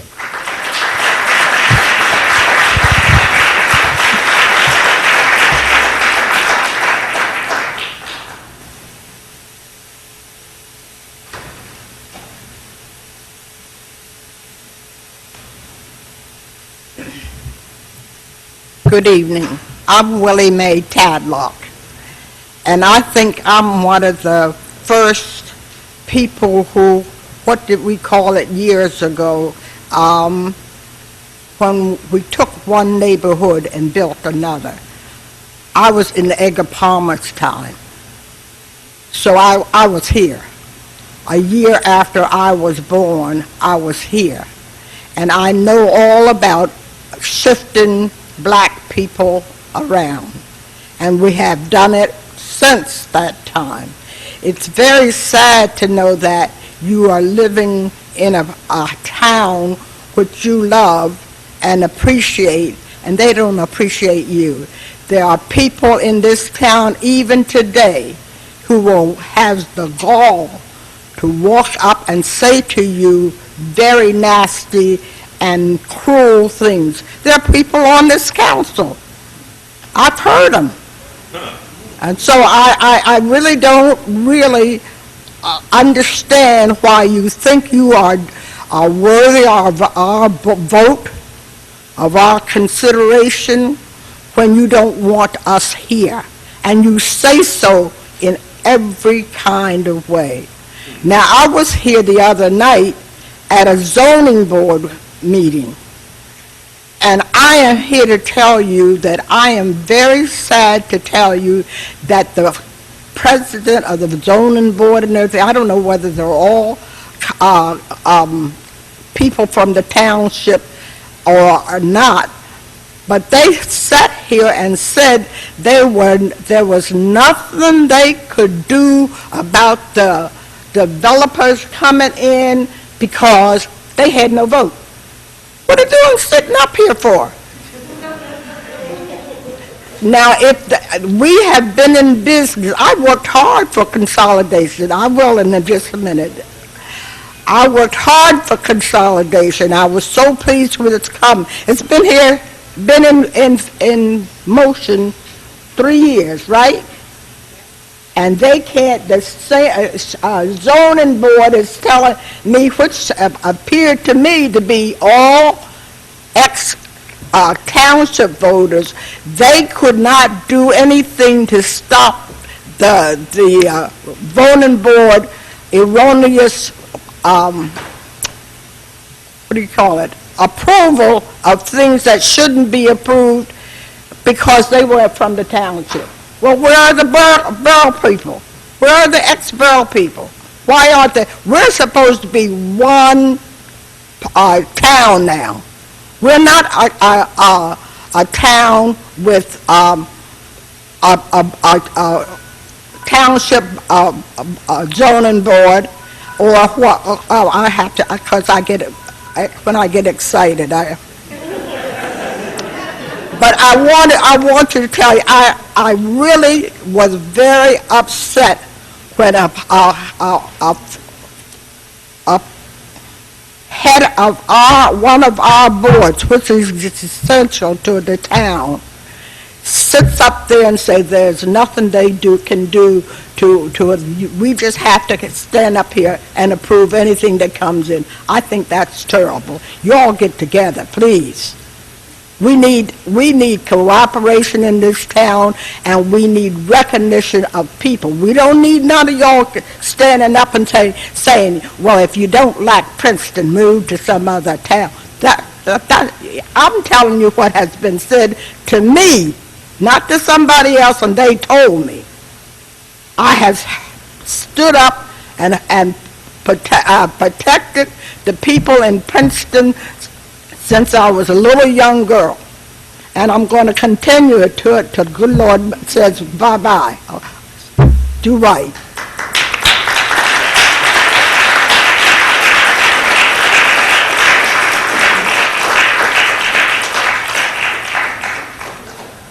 Okay, the next group is Ashley Hightower, Tommy Parker, and Barbara Banks.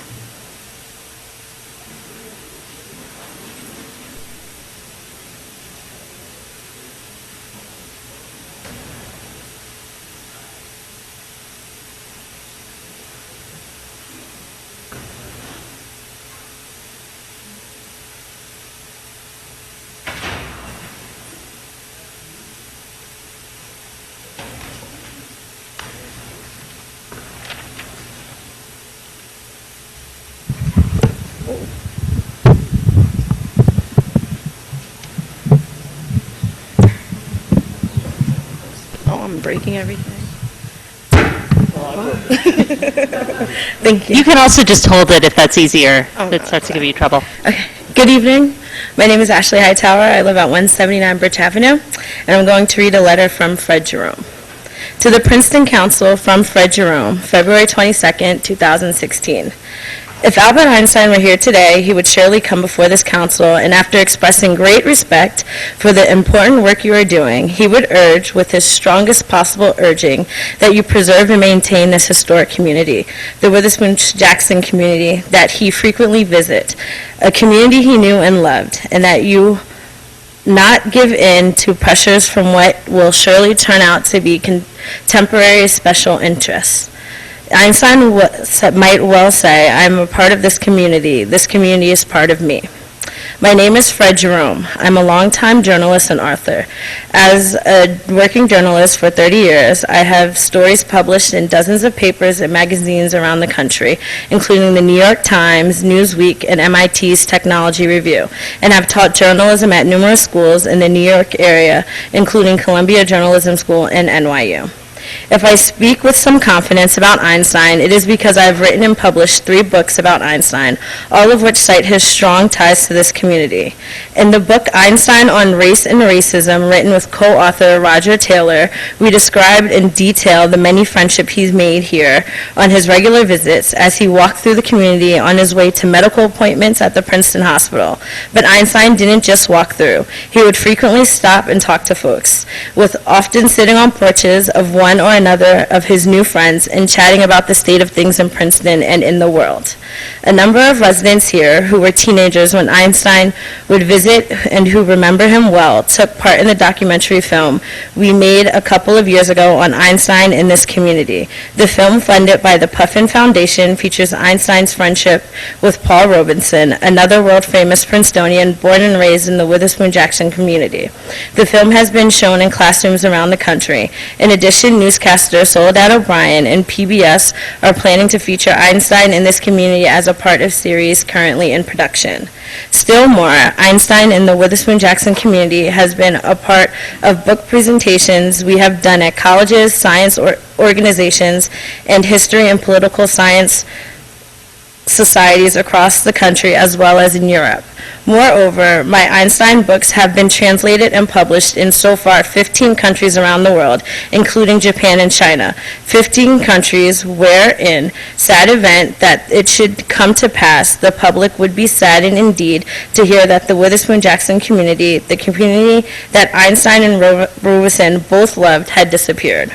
Respectfully, I urge the community to maintain the Witherspoon-Jackson neighborhood as a historic community. Thank you.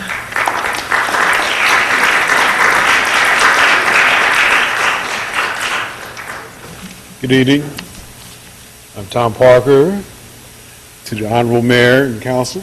Just make sure you're right in the mic. You might have to, you're taller than the last speaker. Yeah, that's true. To the Honorable Mayor and Council, I'm going to read from a letter that I actually sent to the paper. The designation of the Witherspoon-Jackson neighborhood as historic district needs to happen. Time is of the essence, as there are many steps in the process, and since the properties are being purchased and houses are torn down as we speak. There are 19 other historic districts in Princeton. With the Witherspoon-Jackson community's unique, significant history, there should be no question.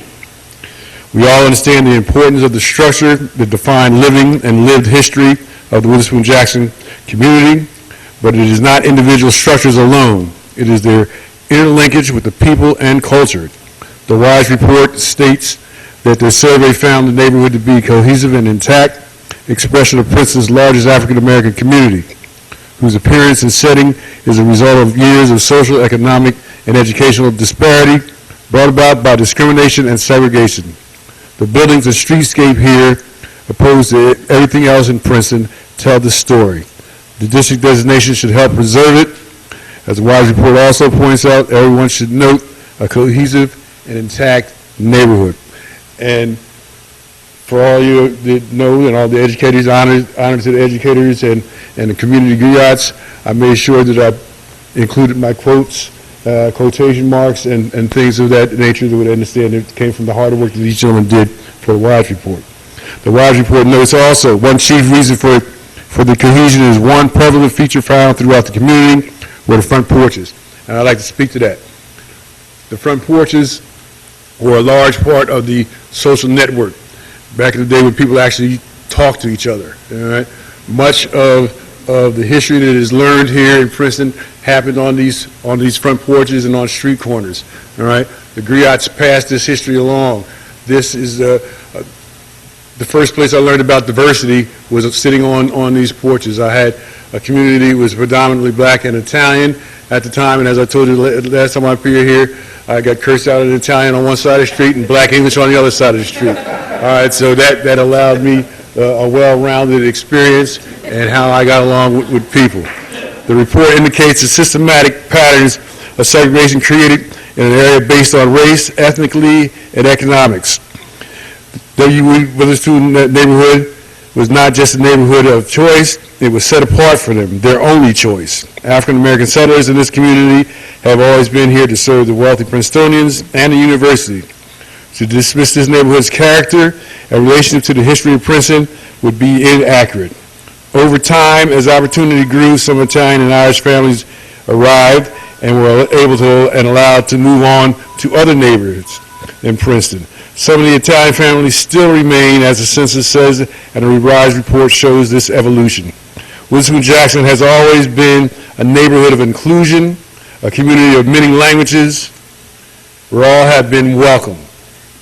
Its early history, its makeup was largely African American, then Irish, then Italian. The African American community was not afforded similar opportunities to move on, but there was no bitterness. Instead, and largely due to discriminatory practices and common necessity, the neighborhood established many successful businesses, schools, churches, and always with the spirit of welcome and neighborliness. Princeton Council must continue to highlight Princeton as a town of inclusion. It should designate the Witherspoon-Jackson neighborhood as a historic district and acknowledge that this community's past represents a significant part of the town's history. Princeton Council must recognize Princeton's significance in the state, national, and international mind. Thank you.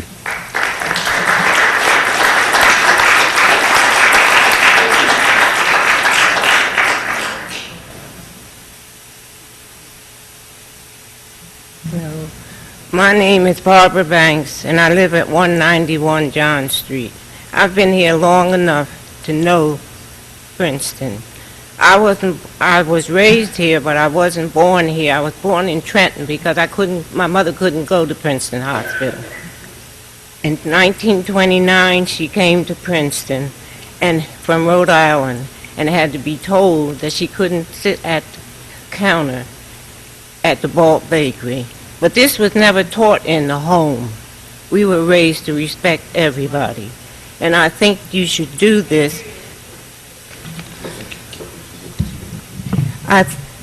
Thanks. I think you should do this so that our children and grandchildren will know that they have something to be proud of, to see what their grandparents and great-grandparents have done. Because this town has a lot to wake up to. Amen.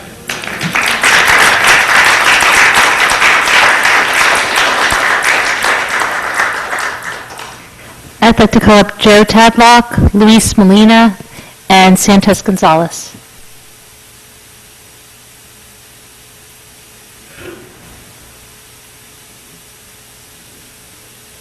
Luis and Santos are on their way to work. We'll call them at the end then.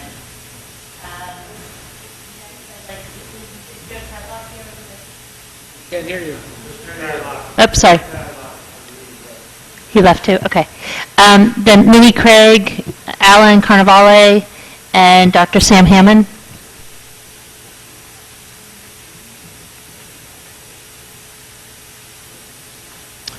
I'm Dr. Sam Hammond. I agree with everything that's been said by my friends Romas, Jim Floyd, Shirley Satterfield, and others. I think what's missing, though, in the WISE report and other comments today, you're all talking about buildings, and I asked about the parameters because, you see, the real parameter has to do with the spirit and the people. And what happened is Romas left this comment at the end, but we're all getting moved out because of your taxes. So there's not really any Witherspoon-Jackson area left the way it was. Because 4 friends of mine in the last year and a half have moved off of Birch Street, African Americans, because they couldn't pay the taxes. We're all having trouble paying our taxes. So Romas didn't leave it at a minor point. What he said is a major point. So you're all talking about buildings and the way buildings look, but you're missing the spirit, and that's what's wrong with this whole thing. So we want to preserve it, but we want the spirit, we want the people to be able to stay there, but they're not going to be able to. Because a lot of people are living on Social Security and small pensions, or small salaries, minimum wage. It's not going to work. You're going to end up with developers and everyone else trying to come in and people having to leave who don't want to leave. 3 people in the last year told me they didn't want to leave, but they just couldn't stay. Is that correct? Yes. This is, the audience will tell you that. The second thing is the parameters are not quite right. I was never notified about 3 or 4 of these meetings. I own property at 282, 84, 86 Witherspoon. This is the first time I got a notice about this planning commission and this new district and the way they've set it up. Because the historical district did not include Witherspoon Street from where I'm at down to this building. It was not in the historical district. And yet, these people who are doing it, including the wise people, yes, it was. No, it wasn't. If you look at your own records, they're wrong. And that's the other problem. There's a lot of inaccuracies. That's why I raised my question from the floor. None of these people who are doing this even live in our district. Why aren't there some of our people on that board? Why not Romas? Why not Jim Floyd? Why not Shirley Satterfield? Why Wise? Why Kim? I understand what you're saying, but I'm saying to you, this is so far not representative, and you haven't gotten to the real spirit of what's really involved here. You're looking at the outside, not at the inside, and please, for your sake, and for the community's sake, look at the inside.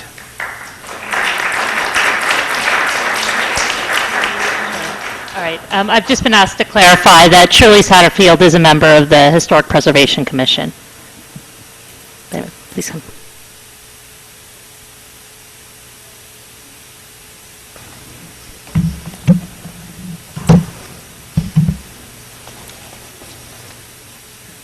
Good evening. Can you hear me? Okay, my name is Al Carnavelli. I live at 178 Birch Avenue. First, I would like to state that I'm in favor of our cultural history. What? You can't? You're going to have to hold it closer. Whether Witherspoon-Jackson District, maintaining Woodrow Wilson's association with Princeton University, or any other historical event that has experience in our country's history. History is the backbone of any culture, and to dismiss the importance would do our children a great disservice. You have to hold the mic or your comments won't be recorded. Real close. Okay. Okay. History is the backbone of any culture, and to dismiss its importance would do our children a great disservice. You may not wish to embrace all history, but to completely ignore it will most likely lead you down the path of no return. However, we're not here to discuss history in general. We're here to focus on a specific item in Princeton, the specific geographic area where the population was primarily African American descent, and how they contributed to the Princeton community, and how we would best embody that in our community for generations to appreciate.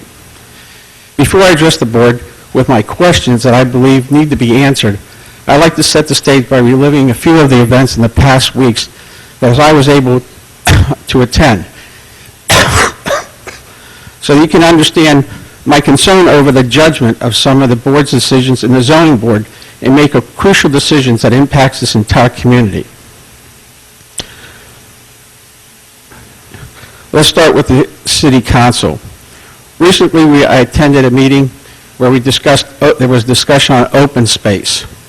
And it was quite an interesting, long meeting. They discussed whether, I believe, and if I'm mistaken, you can correct me, but I believe we have called in our master plan 25% of Princeton to be an open space, and we've either attained that or have already surpassed that.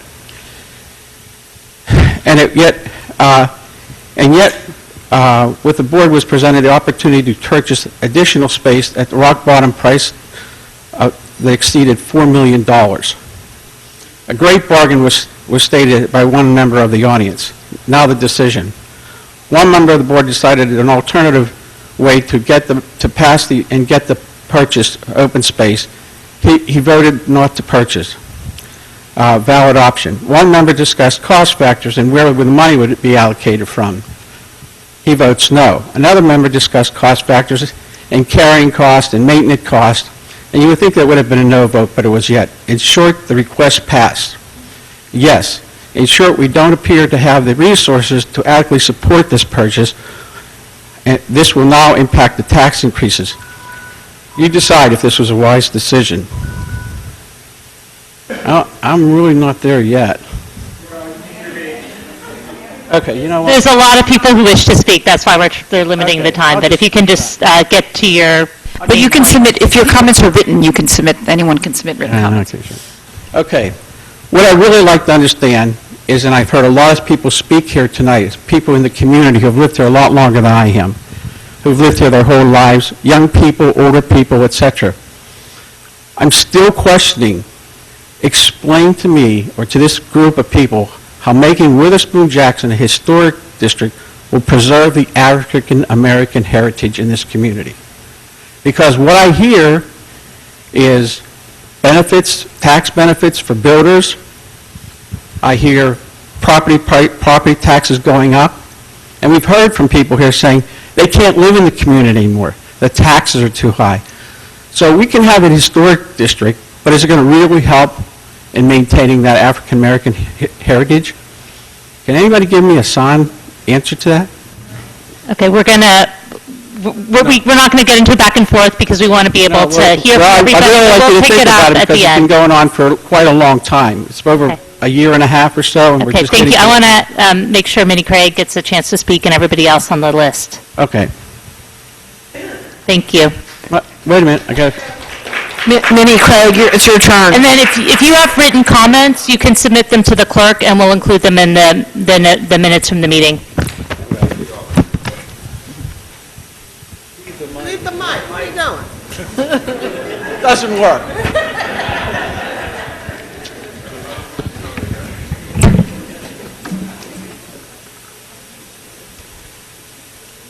I'm Minnie Craig from Witherspoon Street, and I agree with what my friends have said, facts and figures tonight, and I just want to speak from my heart and say we love our neighborhood, and my husband and I support for the JW District neighborhood to become an historic district. Now, I have an off-the-wall question because somebody asked me a question that I couldn't answer. They asked me, what would it cost for this to become an historic district? Who pays for it? The town, the taxpayers? I said, I'll ask the questions. I have, don't have the answer to that. And I also want to thank you all for giving us the opportunity to speak. This is probably about the third or so time. The calls that we got through the mass telephone and the letters in the received, I guess the homeowners received letters, and there were emails and telephone calls, because some people don't have the computers to send an email to. But I want to thank you for giving us the opportunity, and I'm sure there'll be other times. It's a big decision to make, but we're speaking about this from our heart. And those of us who were born and raised here, it's probably hard for some other people to even understand how we feel about it. And so we're hoping that this will go through eventually. Thank you. Thank you.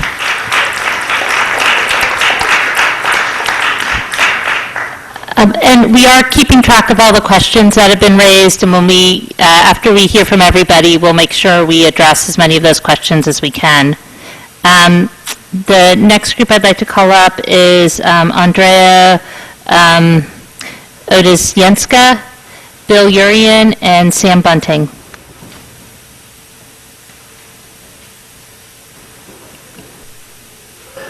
Good evening, Madam Mayor and Council. My name is Andrea Odysyenska, and I live at 31 Green Street. I am a migrant. We moved to Princeton 10 years ago from Greenpoint, Brooklyn, and the street that I moved here from is part of a small, like maybe 4 or 5 blocks of a historic neighborhood in Brooklyn. So when the, I guess it was folks from the Wise Commission came this summer and knocked on the door and were surveying everybody who lived on my block, would you like to participate, and are you interested, and what are your opinions? I was really surprised, because I didn't even, it's a frame house built in 1904 that's covered in aluminum siding, and I was just shocked, actually. So the whole concept of streetscape and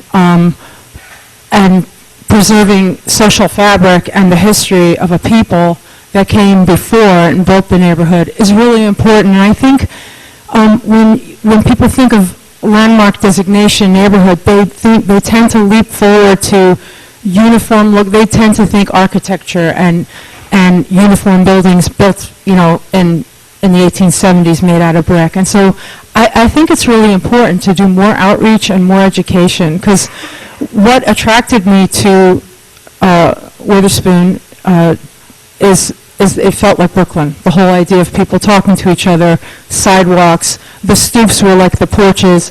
I said to my husband, I can do this. This feels comfortable. This feels comfortable to me, because people move to a place like this because they want to know their neighbors. And I have gotten to, it's taken 10 years. I know pretty much everybody on Green Street, I think. So more outreach, more education, because that's a very interesting concept. Thank you.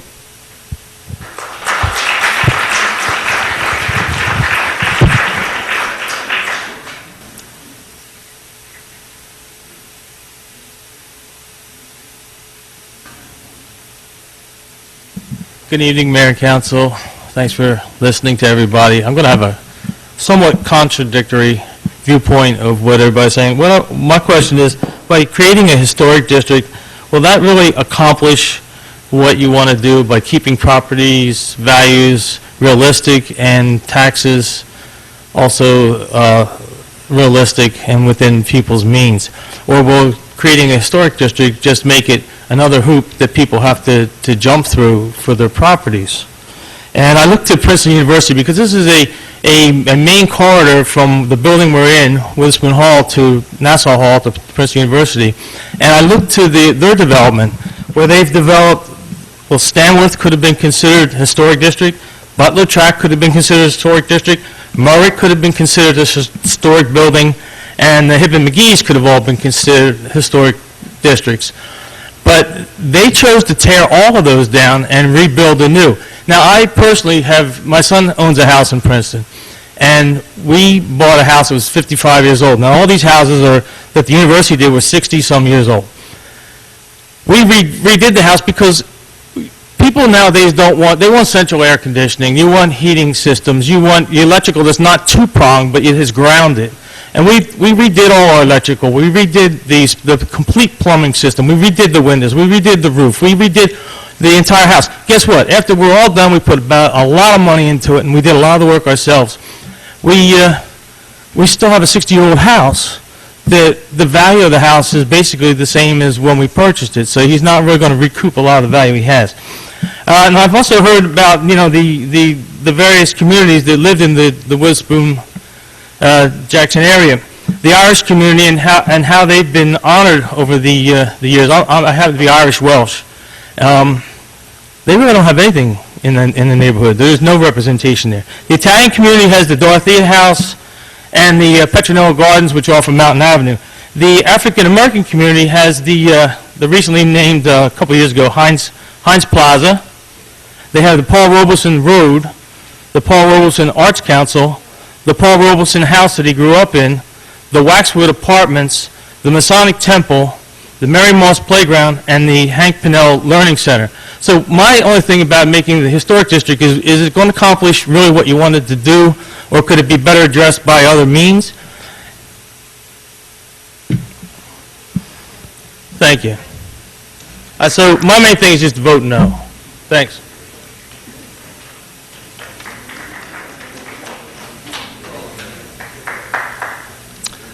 Good evening, members of council.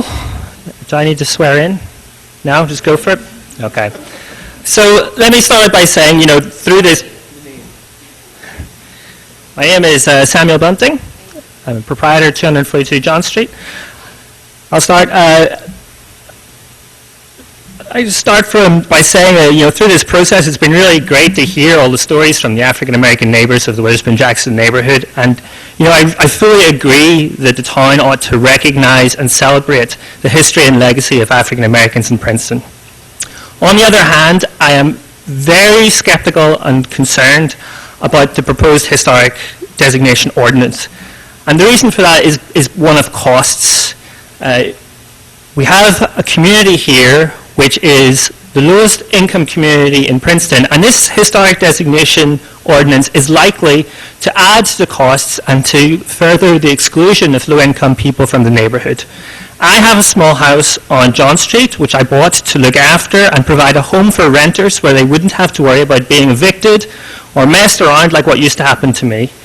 All the rent goes on mortgage, taxes, and maintaining or improving the property. I would like to make some small improvements, like a small fence, a deck on the porch, solar panels, and a small addition at the back. And all of these would require working with the Historic Preservation Commission. And for me, that's an unfunded mandate. It's the working with the commission and agreeing to the proposals that they come up with is going to add cost to what I am trying to do. And there's no money to pay for that, so that will have to be passed on to the renters, and that means that they are going to suffer a cost burden. The extra costs of maintenance are also going to be a problem for many first-time and low-income buyers. Many of the homes in the neighborhood are old and require a lot of work, and if that work becomes more costly, it's going to put off people at lower end of the income spectrum. I think the Commission knows this because we're hearing this talk of flexibility, and for me, this flexibility doesn't make any sense at all. If we're going to have a historic district, let it be an honest historic district. Because for me, flexibility just means that one person gets different treatment from another person, and that is just not right. I think that the way that the statistics have been dealt with regard to the possibility of price inflation in the neighborhood, for me, it's very clear. We have studies out there from the region which show that the likely impact of historic designation is to rise prices and tax assessments by 20%. And when that happens, people will come to you and complain about their taxes going up. And I will have no choice but to pass on that extra tax to the renters, and I don't want to do that. So I have concerns about the costs. I have concerns about the costs about making it harder for the town to deal with problems in the future. Problems like adding new affordable housing, which is much needed in the neighborhood, will be made harder by the process of historic designation. People are concerned about mega mansions, but I say, look, if there's a problem with the kind of things that are being built in the neighborhood, then fix the zoning. Don't add extra complexity by historic designation. And finally, I'd like to question the boundaries of the proposed historic district. We're looking at including all the properties along Witherspoon Street, and to me, that doesn't make sense because those are in a different context to the neighborhood, and many of those properties are honestly not worthy of preservation. Ought to take the properties on Witherspoon Street out of the proposed boundary, out of the proposed district. I would like to see you limit the number of houses which are impacted. These are private properties. Please do not add restrictions to private properties. And finally, I'm really confused as to why the Princeton Cemetery is not included in this historic district. I mean, there can be no more historic site in the area than the Princeton Cemetery, which also illustrates the unique history of the African American community who had to enter through a separate entrance and were buried in a separate plot. Why is that not being included in its historic district, but all these houses, which are vernacular houses, which are private property, are being included?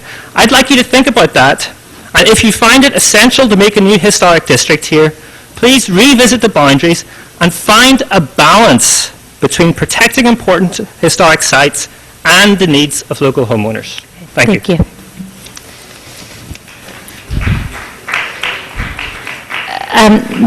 Next, I'd like to call up Khadijah Abdul Karim, James Kilgore, and Stephanie Chorney.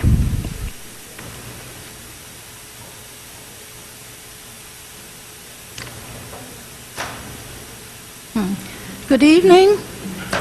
Make sure you're speaking right into the mic. Okay. See if I can get on. Good evening.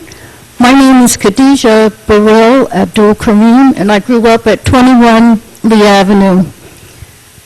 So on the heels of comments of community spirit, and also hearing tonight a little earlier that no businesses were seen off of Witherspoon Street by the commission, I'd like to share one of the entrepreneurial stories in our community.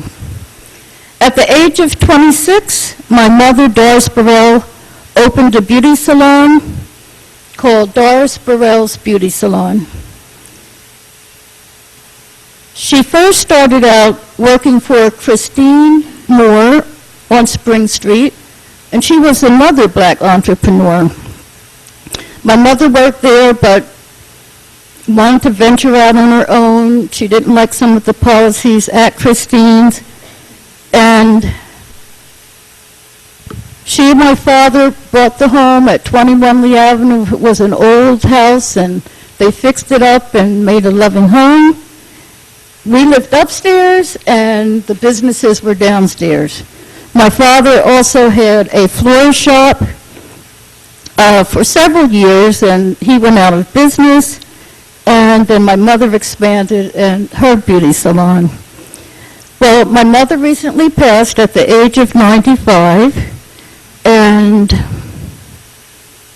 let's see, she started her salon at 26, and she was 85 years old when she stopped working there. So she was in business for about 62 years. It might be unofficially, I don't know for sure, but unofficially, that business might be the oldest business in Princeton, that the owner was also an operator, so she did that for 62 years, which I think is really outstanding. Currently, my daughter, Najwa Kamo, has followed in her grandmother's footsteps, and she continues the salon business there under the name of Makeover Studio. So she continues that legacy. Beauty shops and barbershops in the black community are the keystone to the community. Somebody mentioned networking and just finding out everything and getting good information. So the salon provided that for 62 years. There were many employees over the years. She hired many, many people, especially giving opportunities to new graduates from the cosmetology school. All races were welcomed at that time. This was she started out in the mid-40s and went up to about the 90s, I guess, or maybe 80s. So having all races at the time, both genders at the time, you could always go and get a good haircut from Doris Burrell, and lots of styles. So we were a multicultural community before it was even a term as it is now, as many people have alluded to. And that took place also, that was part of her business. I don't want to interrupt you, but you're over the time, so there's other people on the list, so Okay. if you can Thank try you to very sum up. much. Thanks Okay. very much for the Thank you. opportunity.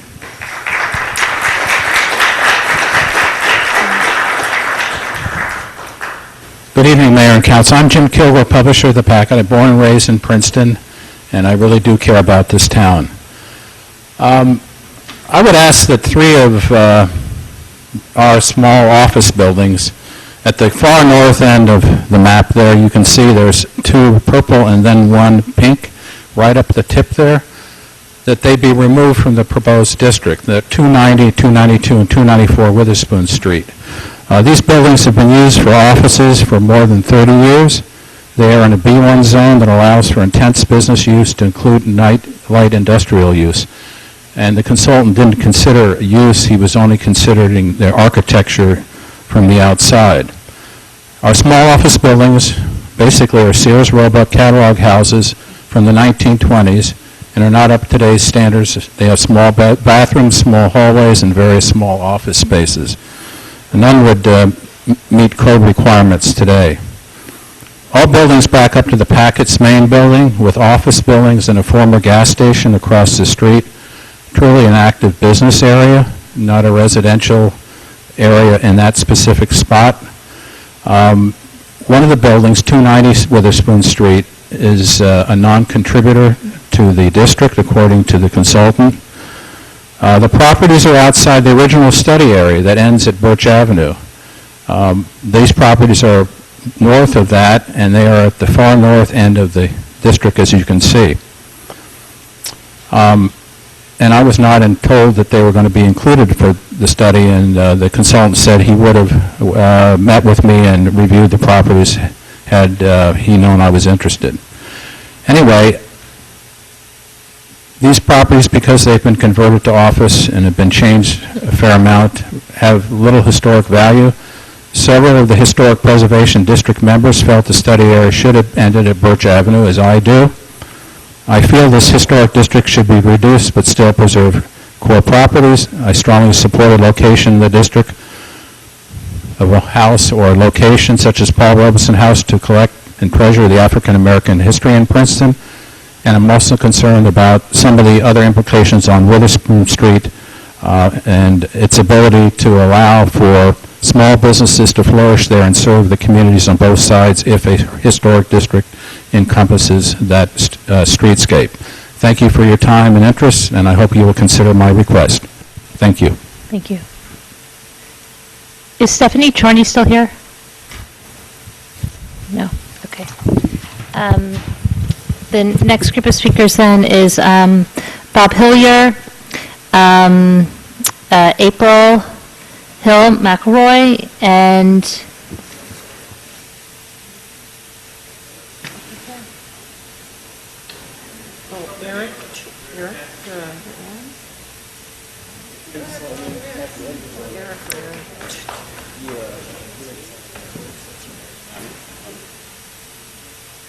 Young? No.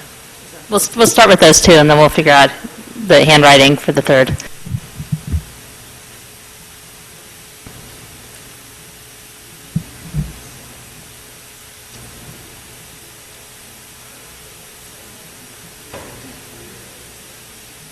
Go ahead.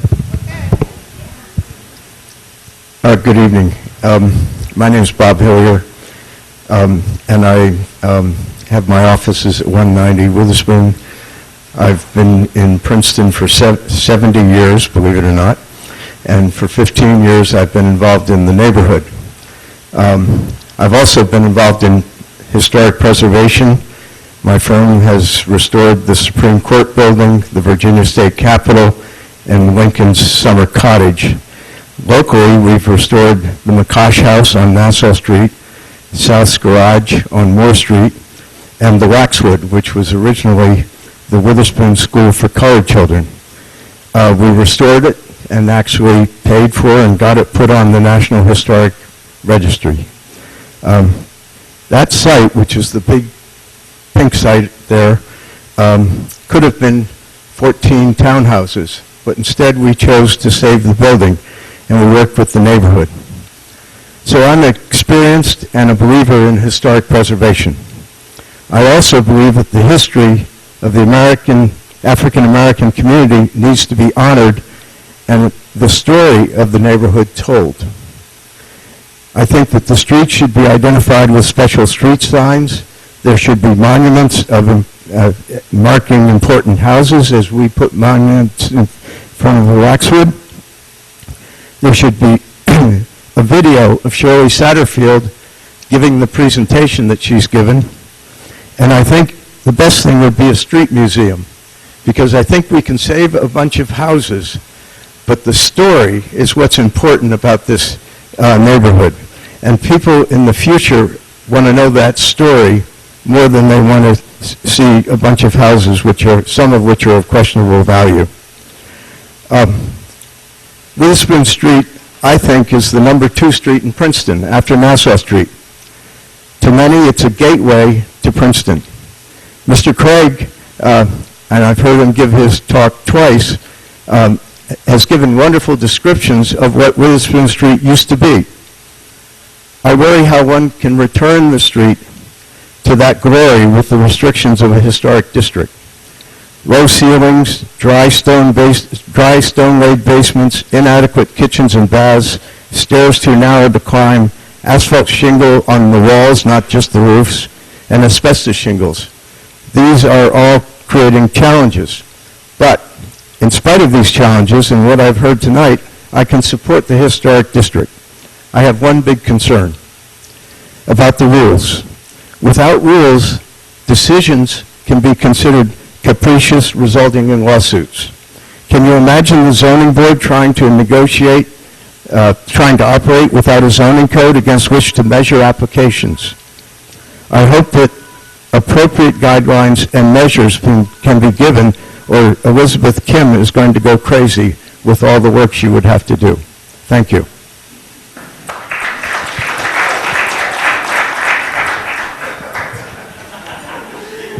The mic is mine. My name is April Hill McElroy. I've been in Princeton all of my life, born in Princeton Hospital. Yes, I think it should be deemed a historical site. I went from Jackson Street down to Lee Avenue now, and even Birch Avenue. Birch Avenue is where my great-grandmother was. I have 6 generations.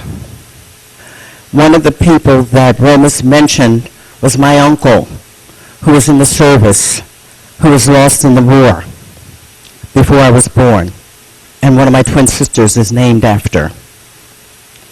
I've gone through the system here in Princeton for many, many years, just a tad over 70, believe it or not. So therefore, for 70 years, I have watched things happen.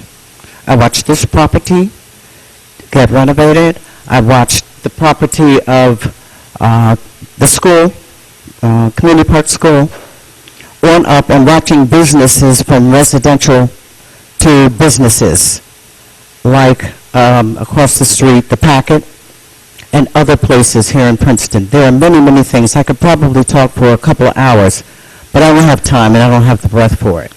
But just to give you a little bit of history, every time that something happens or somebody speaks to me, I have to give them a history of Princeton. There are many people who do not know what Princeton is all about, and who and the people that are here, and how they got here, and how they've served everybody in Princeton. I don't care who it is. And you have the entertainment. There are many people that have come from entertainment here in Princeton, in my family alone.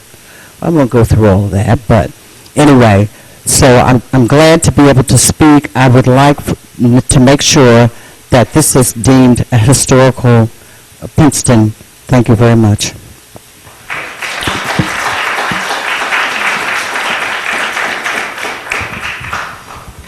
I'm having trouble reading the writing, but it's Eric there Eric who signed up? Eric or maybe Aaron? Okay, Yana Moore, Bernadine Hines, and Luis Estrada.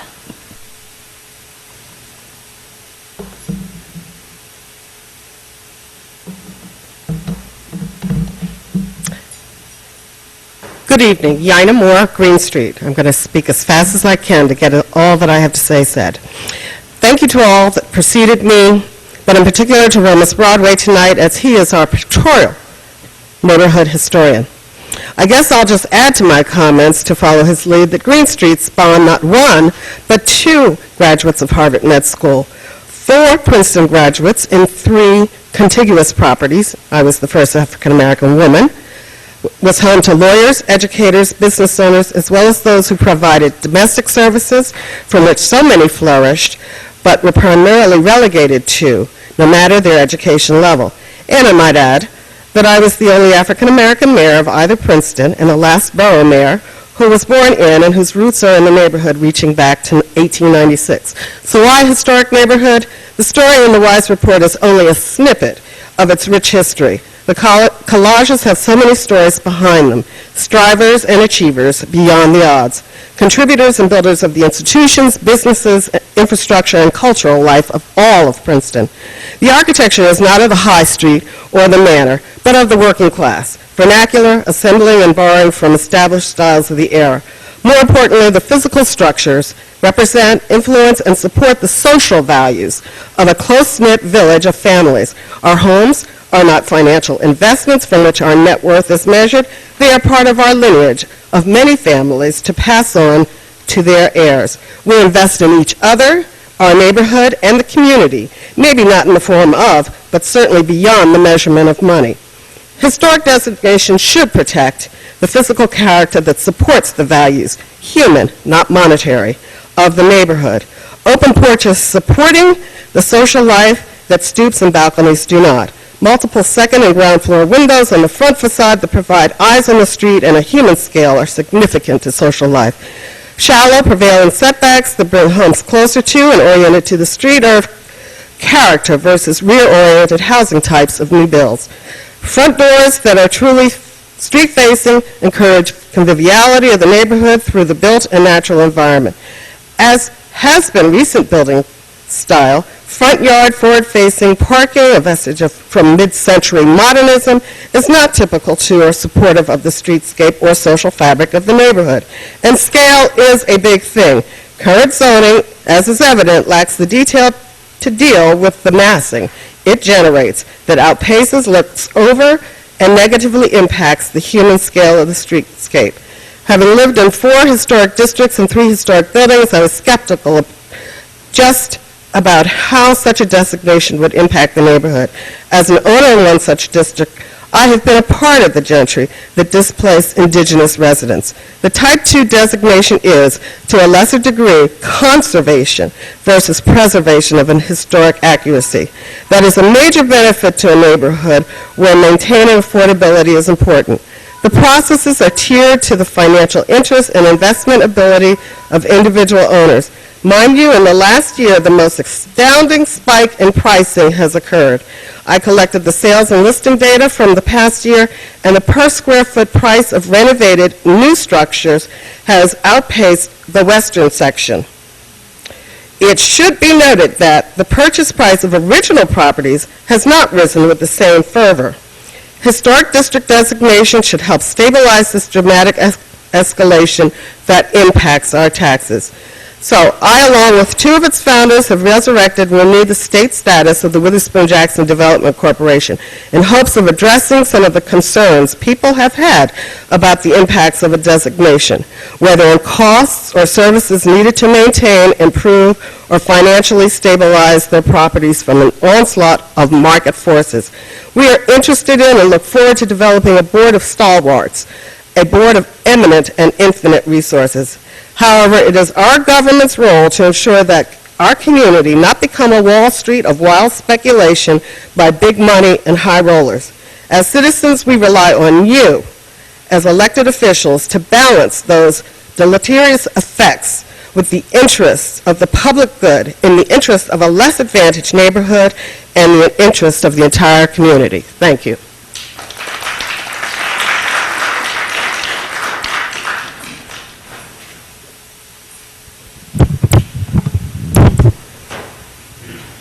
Good evening. My name is Luis Estrada. I'm a high school student. Before I start, I want to tell you guys a little story. A few days in school, I was talking to my friend about the issues going on right now in the Witherspoon-Jackson neighborhood. And I was telling him, and then out of nowhere, he comes up and says, it's not important. We should not worry about this. Big buildings are going to come for a better future, and blah, blah, so on. He had me thinking for like 10 seconds, like wondering why he said that. And then he made me realize that one must learn to respect their past before creating a better future. Why? Because if you don't know how to respect your past, then how are you going to make a better future for your kids? And then that's when I told him that if he didn't know how to respect the past, then he should not even be able to talk about it. Because our past is what makes us now, and is what's going to make us in the future. So now going back into this, I used to live in the Witherspoon-Jackson neighborhood. I used to live in 129 Birch Avenue, 92 Birch Avenue, 7 Lighter Street, 158 Witherspoon Street. As you guys know, I've been all around. So don't blame me, blame my parents. But yeah, I mean, I love to be in. I love it Witherspoon-Jackson neighborhood. I learned to be the person that I am now, and without it, like, I'll probably not even be standing right here right now, because when I was there, I got to meet a lot of people who probably work from like 6 in the morning all the way to 12 at night, and all they want to come is home and relax and sleep. And actually, there's supposed to be 2 other Hispanic people here today, but as you guys know, they had to work and they're still stuck in there. So I'm here to represent them and be the voice of them, to tell you guys that we need this place. We need this place to be able to respect our past and what happened in the past, to be able to create a better future. And through all these buildings, cool stuff, might sound like a good idea, but what is it going to mean when we don't remember our past, when our kids don't remember the past that happened here in the Witherspoon-Jackson neighborhood? Lastly, I just want to say thank you for trying to, all of you guys, for trying to be here and make a better future for the Witherspoon-Jackson neighborhood. And to anyone who contradicts it, I'm just going to laugh at them and wish them a wonderful life. And that's it. Thank you, guys.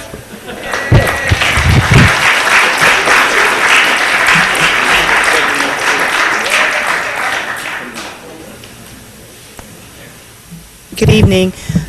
I'm Bernadine Hines, 200 John Street. I'm a third-year generation of families, property owners in the Witherspoon-Jackson neighborhood. My great-uncle was the first and only person that started Local Number 50, which was a union that used to be on John Street, to organize the labor force for the minorities in town that helped build a lot of what is now in town and known as Princeton. A community of porches, the Witherspoon-Jackson neighborhood. The Witherspoon-Jackson neighborhood from its creation has been controlled by the political and influential wealthy powers to be in Princeton. The whim, will, and desire of these powers has always worked to contain the African, Italian, and Irish Americans that were forced and segregated to live here. And they are the very persons that provided the labor and service workforce to Princeton University and the town at large, and continue to provide an important service force today. Generations of these families' descendants have significantly helped to shape and develop the Princeton that we have today. The neighborhood clearly and unequivocally represents the diversity that Princeton likes to boast and take credit for. By design, the majority of any immigrant ethnicities, more times than not, ends up in the Witherspoon-Jackson neighborhood. However, the continued destructive changes will significantly reduce that diversity in Princeton, especially since the powers to be have also chosen our neighborhood to satisfy all of Princeton's affordable housing needs.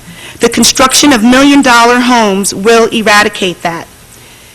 Despite being relegated to this small area of streets and avenues, known to those of history as downtown, quote-unquote, we managed to make it our own and thriving and healthy businesses, churches, shops, and services to fit our lifestyles, customs, and needs.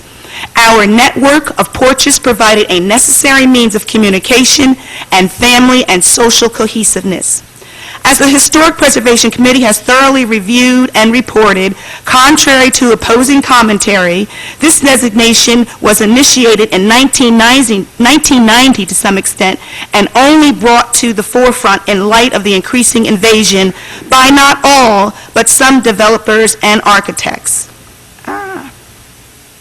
Oh, sorry about that. Sorry about that. The HPC committee has rendered a designation recommendation that is the least restrictive in its conforming requirements.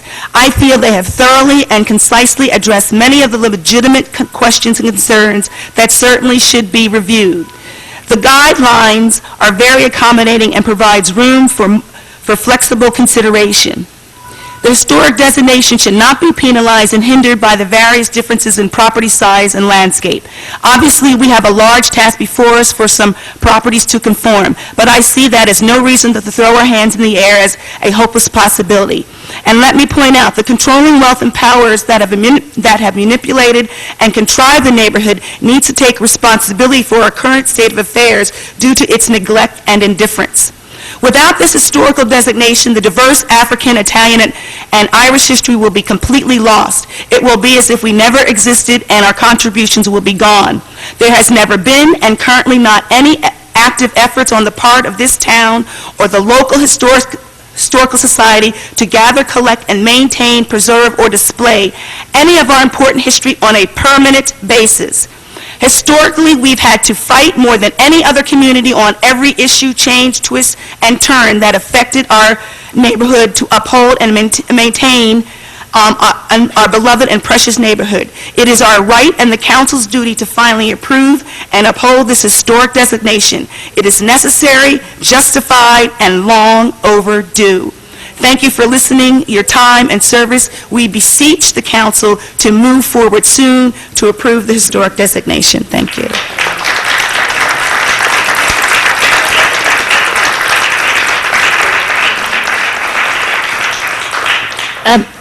Thank you. Next, I'd like to call up Hendricks Davis, Lawrence Parker, and Earl McQueen.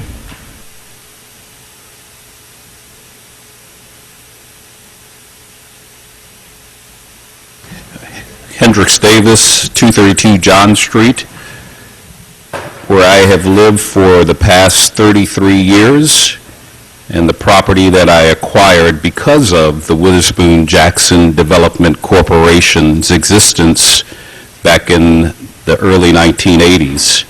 And I'm so glad to hear that the entity, the Witherspoon-Jackson Development Corporation, is being reconstituted.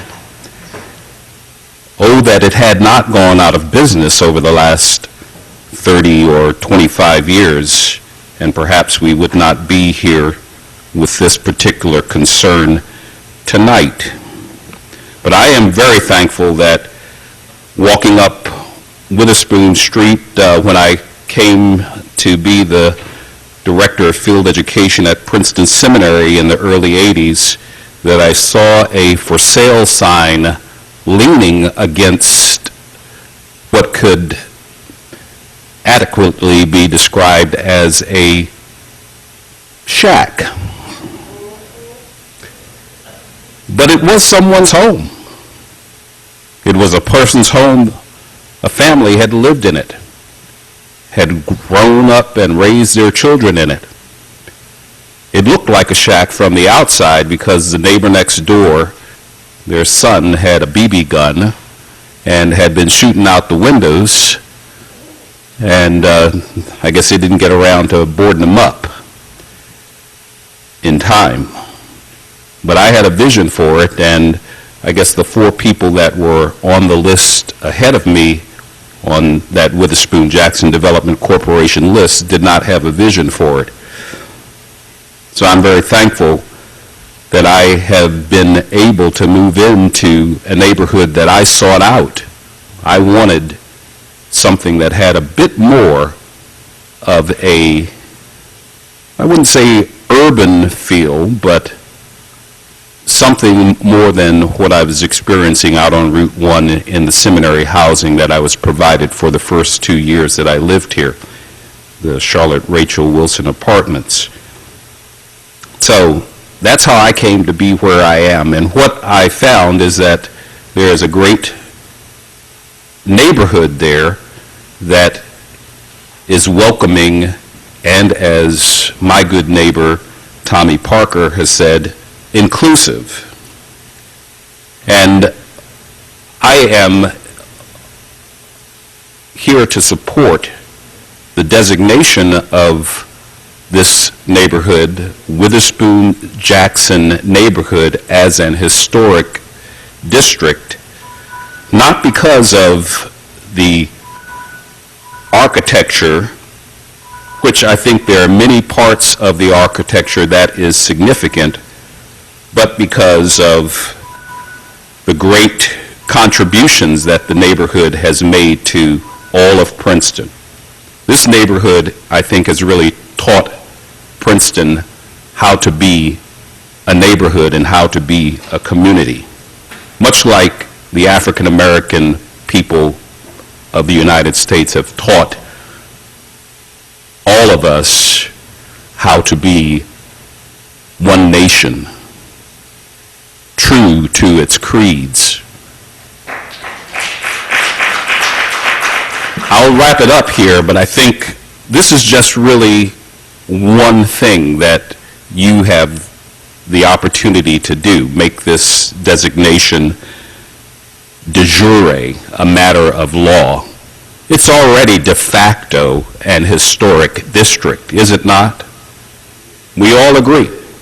But you have the responsibility and the ability to make it, to codify it, basically. And I think you need to take that on.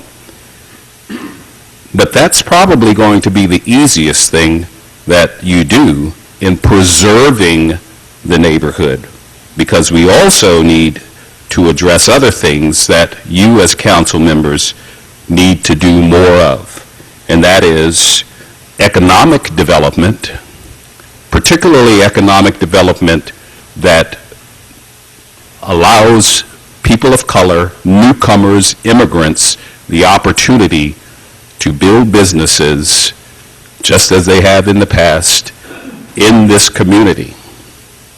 And I think the local business community has some responsibility there as well. Take it on.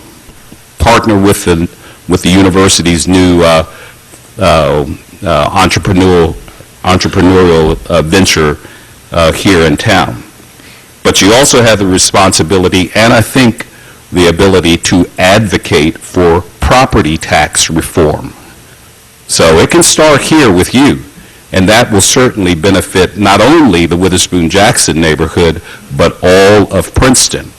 And there might be things that you can do that will help older residents, as I'm becoming older, who cannot afford the taxes, through tax abatements and other programs, to remain in their homes, maintain their homes, and improve them, and then transfer them to their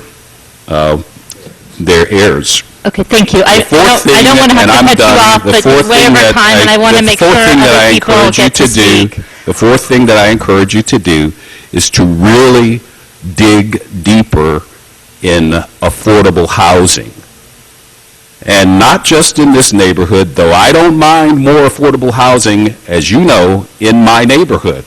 I think wherever there's the opportunity to build affordable housing for sale to low-income people, you ought to be advocating for that, specifically affordable housing for sale to low-income people.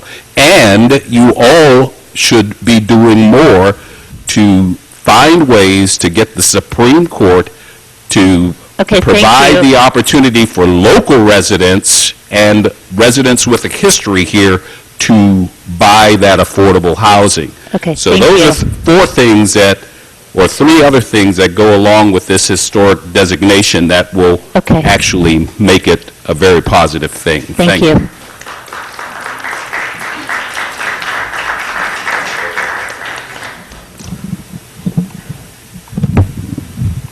Good evening. My name is Lawrence Parker, born and raised on Lee Avenue, 27 Lee Avenue. Been in Princeton my entire life. Happy to be here for sure. In preparing for this, one of the things I looked up is the definition of a monument. And one of the definitions it says for a monument is a building, structure, or site that is of historical importance or interest. And everyone that's so far this evening has talked about the historical importance of the Witherspoon-Jackson neighborhood. One of the other things I looked at was the recent census report. And I found that from 2000 to 2010, there has been a 16% decline in the African-American population in Princeton. At that rate, it will almost end up being down to zero if it keeps on declining. The only thing that will really be the footprint of our existence in this town will be the historical designation of the John Street Witherspoon neighborhood, saying that we were once here. And it's maybe purely selfish, but I would like to know that part of my legacy is saying that I once lived here in Princeton. The houses in the neighborhood would be that monument that could really say that the African-American community was here, was a significant part of Princeton. And again, I'm in favor of it being designated as a historical district for that reason and other reasons as well. One other thing, the earlier speaker spoke about the Stanworth and Butler tract. My understanding as far as the Princeton University housing, you have to be an employee of Princeton University, and it's temporary housing. Our neighborhood has always been considered as a lifelong house, and it's a lifelong neighborhood that we were proud to be part of. Thank you.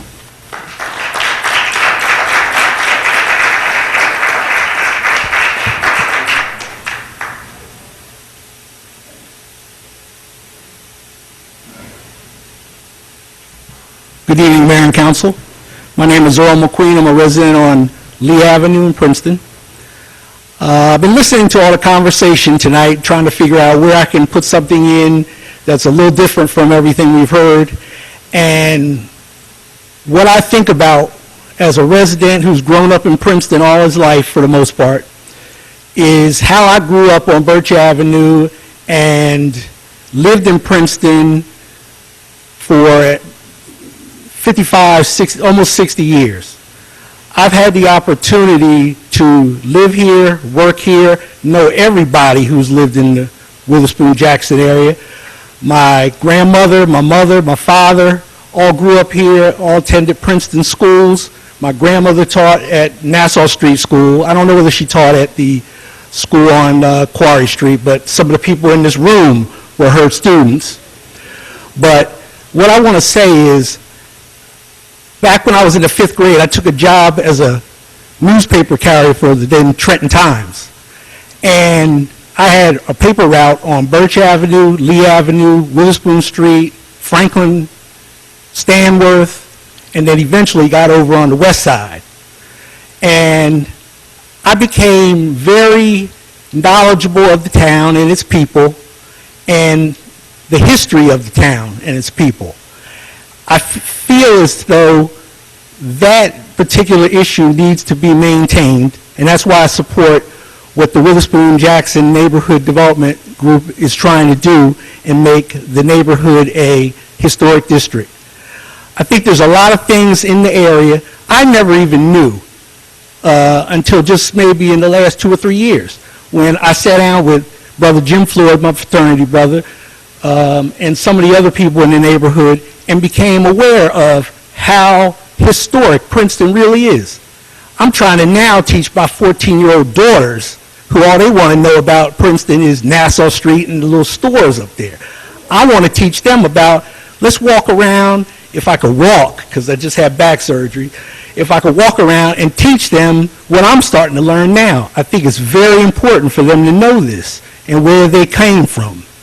So, like I said, I'd like to encourage council to consider making the neighborhood historic and do whatever you can to help out in any way possible other issues that need to be taken care of in the neighborhood as well. Thank you very much.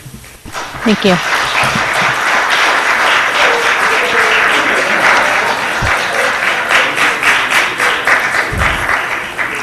I want to call up now Dean Boyer, Alfred Kahn, and Reverend McEwen.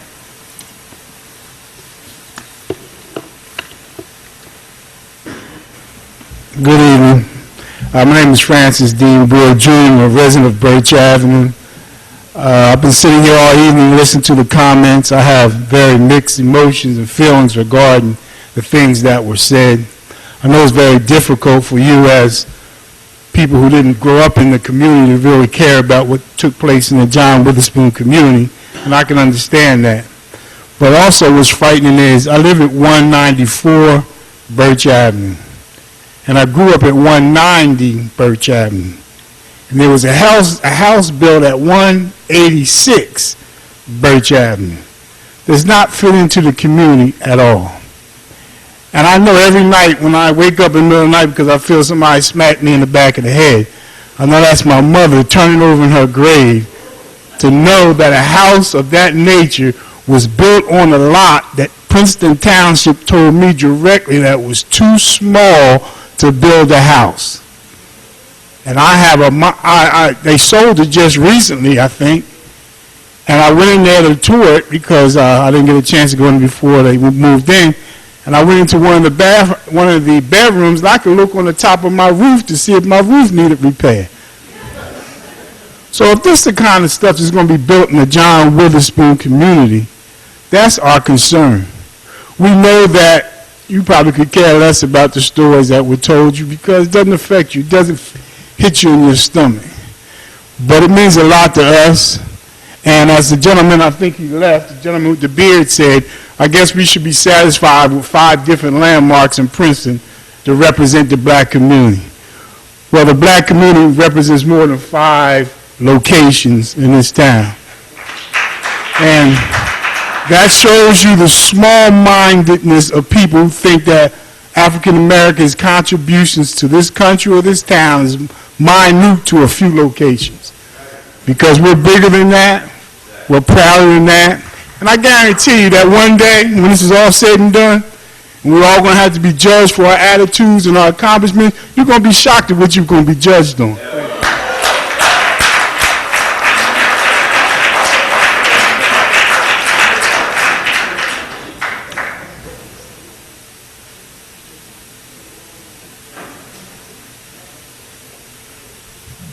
I hope I'm the last speaker. Are you speaking? Okay. My name's Alfred Kahn. I've been a part of this neighborhood all my life. I remember Jackson Street and my friends from the Nassau Street School who used to live there. And I'd like to just say, I think it's a good idea. You're decades late in doing this, but better late than never. So, go for it. I think it's a good idea.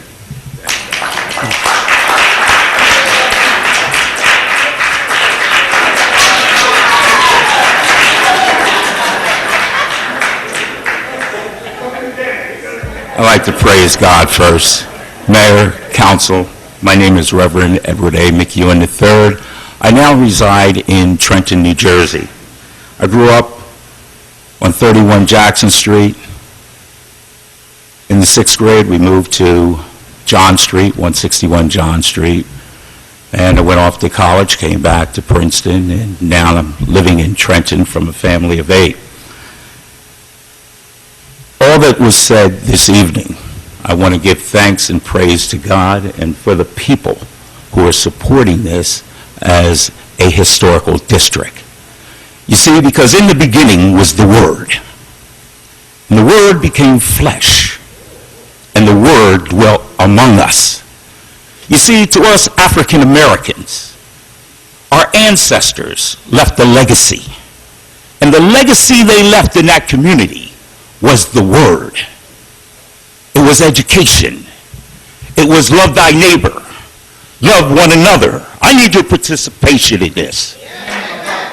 What did they say to you? What did they say to you, Shirley? To love one another. To be doctors, to be lawyers.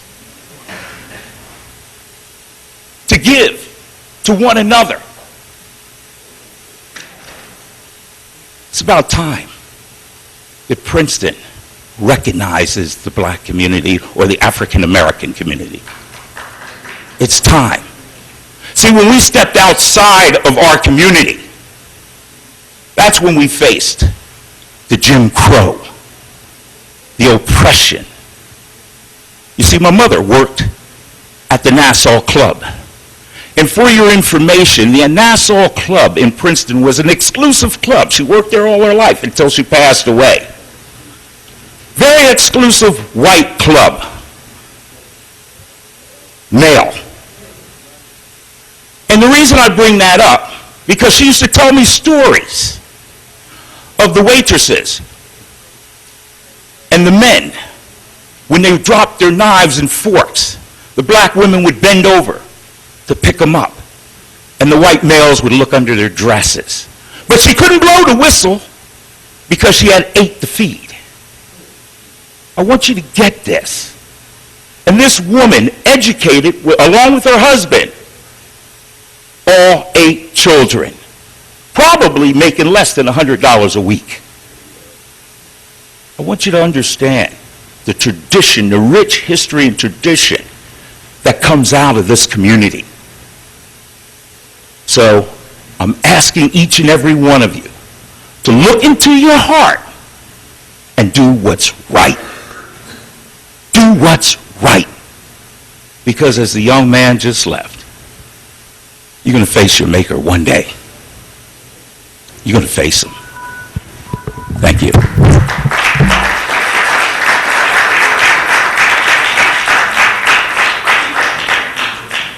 Daniel Harris, Catherine Kitsi Watterson, and Robert Kapp.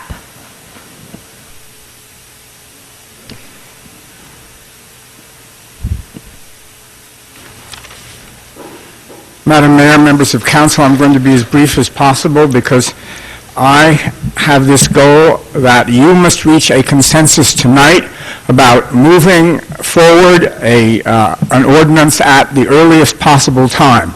Witherspoon-Jackson cannot wait. Each week without an ordinance in place allows a builder to flatten a house and build a mega mansion with negative tax consequences for Princeton's most affordable as well as most inclusive neighborhood. I'm going to go off message entirely, and I want to respond, because you've got it on the screens, I want to respond to some things that have been said already today.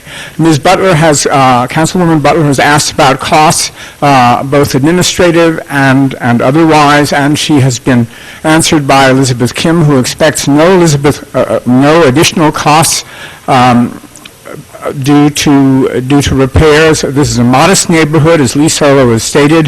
The repairs expected, according to Lee Solo and one other person who spoke, because I am rushing, are expected to be modest in nature and therefore not an administrative drag upon the HPC. I would like also to say that while I am delighted with Bob Hillier's vision for the story of the neighborhood, the story is itself no substitute for the buildings, as many, many people have said, whether we are talking about portraits or something else. Signage won't do. That is one of the lessons that monuments of the Holocaust have to show us. If we were to tear down Princeton University and put up signage instead, what would Bob Hillier, who has been to my house for tea and wine and so forth, do? Let us all think about what the buildings actually mean and what the social fabric of life actually means, as was phrased much better than I. I would like to pose a motion to, I would ask anybody on Princeton Council now to make a motion to extend our session this evening so that more people can speak, so that before this evening is ended, you can actually have a consensus gathering period of time with or without us. It doesn't matter to me as long as you get the work done so that we don't go for another 2 weeks of delay. That is what really matters to me, and I'm giving up the rest of my time. 2 minutes. Okay. Thank you, Bernie.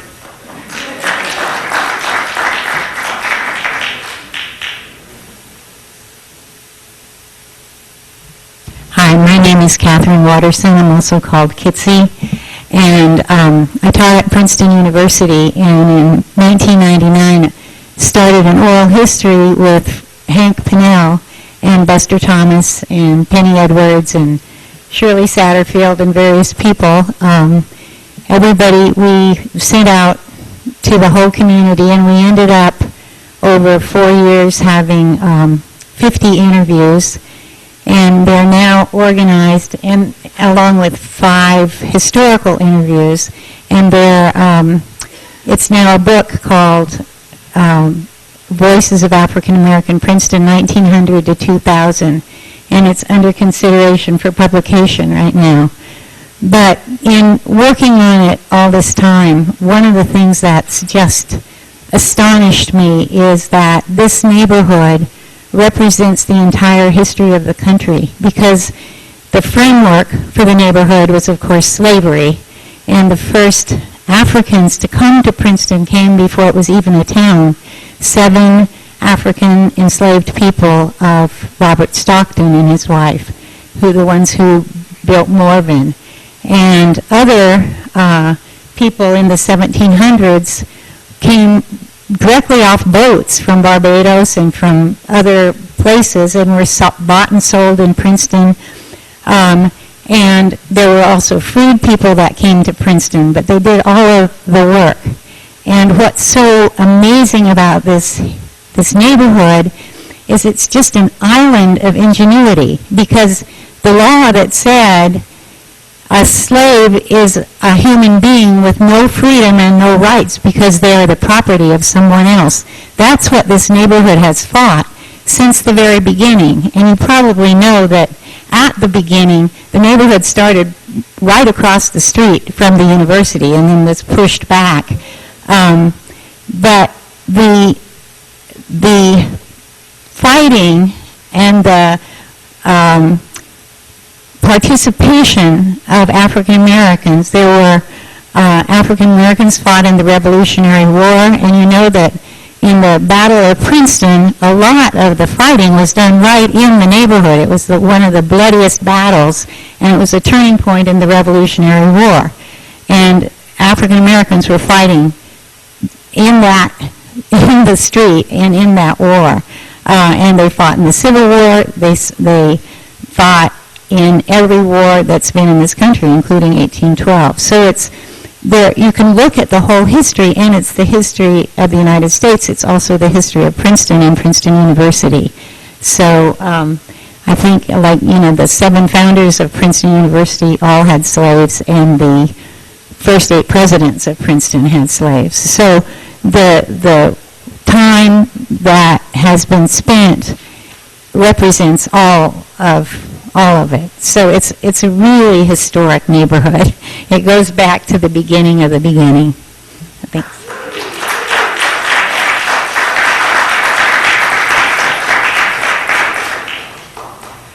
Is Robert Kapp still here?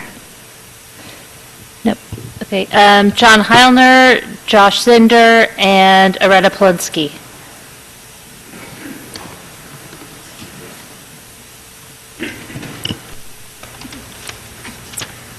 Hi, I'm John Heilner.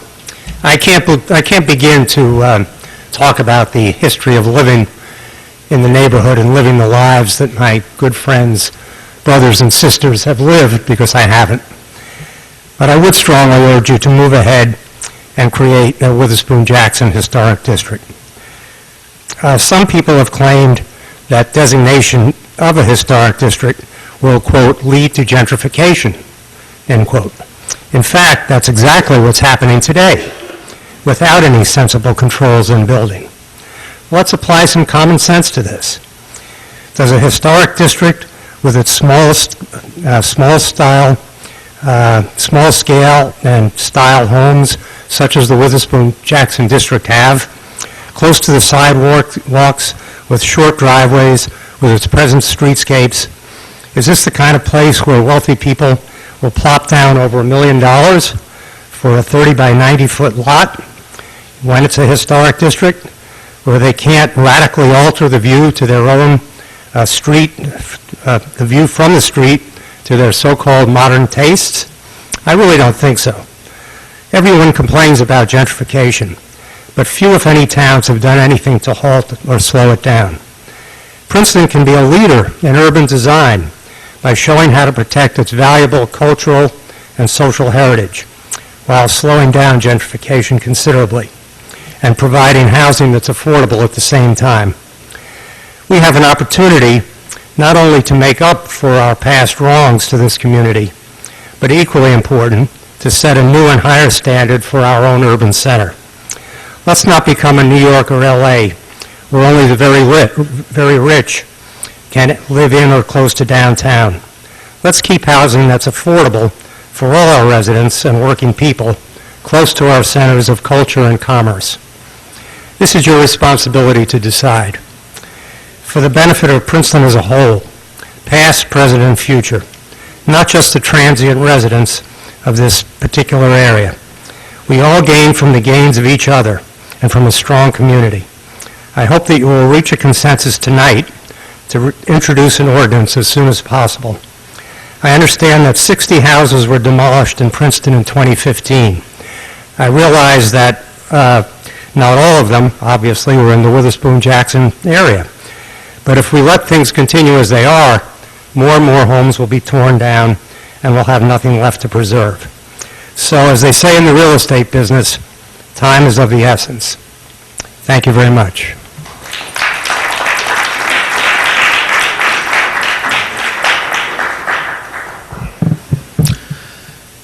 Hello, my name is Joshua Zinder. I live at 142 Moore Street, and I'm the principal of JZAD, an architecture firm here in Princeton. First, I'd like to start with a question. Is there a process for someone to question the inclusion of a property in the district as contributing? So I can find that out later. I would like to say that there is clearly a rich history in this neighborhood which should be acknowledged and enriched. I'm in favor of this historic district. If there are guidelines in place to inform property owners and to guide the HPC. I'm concerned that this proposal for the historic district as it stands now, without guidelines, is not the proper path to preserve the history and support the community. The report references an historic time frame, which I believe is 1840 to 1965, and can establish no historically significant style to the area, and so is left to calling it vernacular. This will open the community up for an uncontrolled process of approvals. For who's to say or define what is or is not vernacular, and therefore appropriate to the neighborhood? I've been involved with the establishment of historic review guidelines, and I know the rigors and level of detail which is required for a review board to successfully analyze a potential renovation, not to mention a new build. It is not a small task. It puts a great burden financially and logistically on the approval process on a property owner that I am concerned many of the residents of this neighborhood are not aware. As a designer, it is difficult to design something within a historic district without guidelines. The review process in all of the historic districts in Princeton, not just this one when we talk about it, as it is now, is based on opinion. I have had clients whose applications to the HBSC have taken months and years just to make a determination without guidelines. This is what the neighborhood can expect. There should be guidelines not just for this district, but for all the districts in town.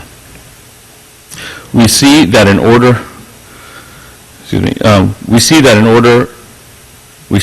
in other districts in Princeton We see this in other districts in Princeton. Our clients are taken through a process that is really quite exhaustive and a waste of time and money. Again, I would like to say very clearly that I am in favor of this historic district. There is clearly a rich history in this neighborhood and should be acknowledged and protected. But to do it without guidelines will place the neighborhood in a torrent of paperwork, red tape, and individual architectural opinion and preference instead of fact and structure, and as a result will only hurt the history, property owners, and structures it is trying hard to support. Thank you.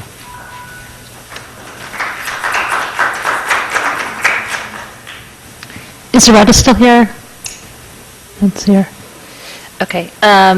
Paul Driscoll, Wilma Solomon, and Alexi Asmus. Good evening. Since there have been so many powerful speakers before me, I'm going to try to be brief.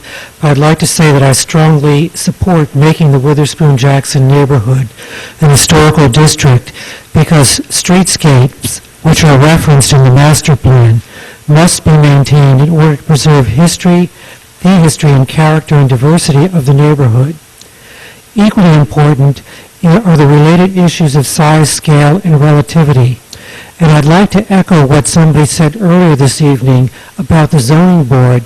I have attended various meetings and frequently have been told that neighbors' concerns are subjective and have no bearing on the ordinances, and their only job is, in the case of a tear down, is to make sure that the new building is in compliance with the ordinances, such as does it conform to the setback lines, etc.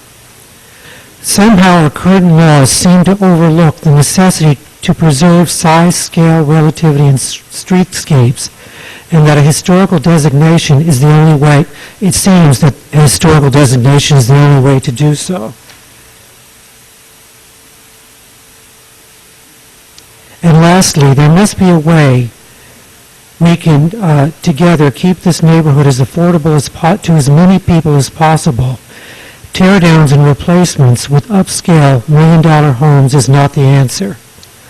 I believe that council, along with other citizens of Princeton, that our first responsibility is to the residents and the homeowners of the Witherspoon-Jackson neighborhood, not just the developers and the real estate concerns. Thank you.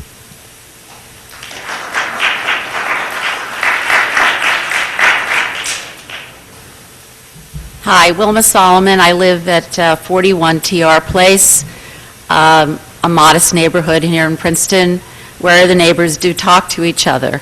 And I'm hoping that with the creation of a historical district in the John Witherspoon neighborhood, as someone has already said, that the wonderful history, the sense of community that has developed there and is there will permeate throughout our entire community, where we will have in all our neighborhoods people who care about each other, talk to each other, have annual picnics, and curse at our children in whatever language is there. I don't have anything more really to add. Everyone's been so eloquent. I'm not a resident of the neighborhood. But I'm very grateful to live in Princeton, and I've lived here almost 33 years, and really it's only been in this last several months and the last year that I realized that one of the things I love about this town is how we have the sense of history all around us, and I actually never thought about how did that happen. That is because of our Historical Preservation Commission and for members of our legislative bodies who have created that. And so I'm hoping that you will agree. I know there are many other aspects that have been brought up. There's many things to consider beyond the designation itself, stories and responding to people's needs. But I do encourage you to do that. Thank you. Oh, and also I just want to say, I'm glad to see that I'm a minority, a white woman over the age of 65 here, so maybe I represent that minority population. Thank you.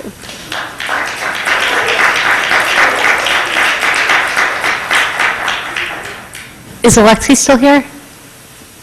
She left, okay. Then the last person to sign up is Heidi Fichtenbaum.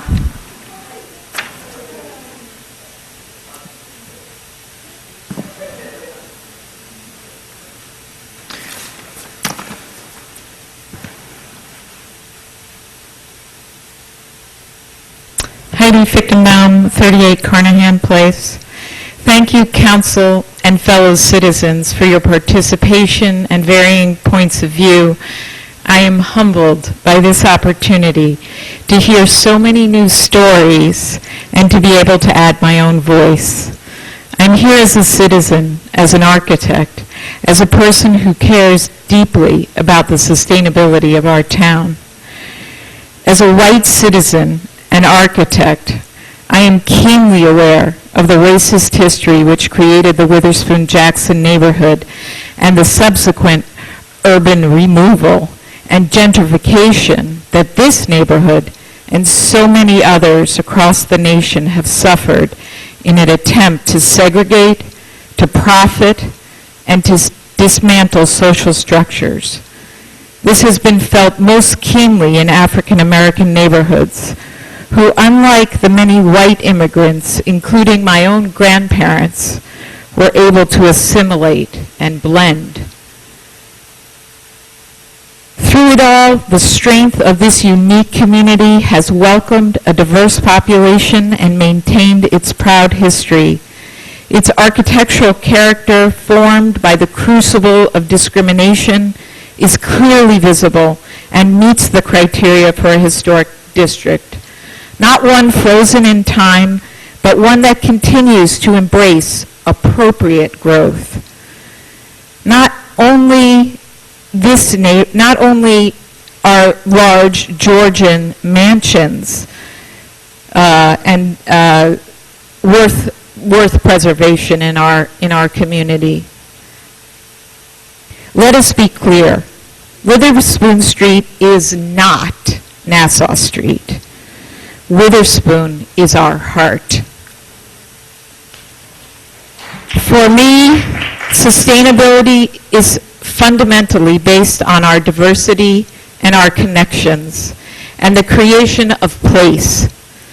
A place whose architecture articulates a modest and vibrant social structure. It is this undeniable sense of place of Witherspoon-Jackson as a tremendously valuable cultural resource that calls us to redress former discrimination, that calls us to be good stewards, that calls us to approve this historic district tonight.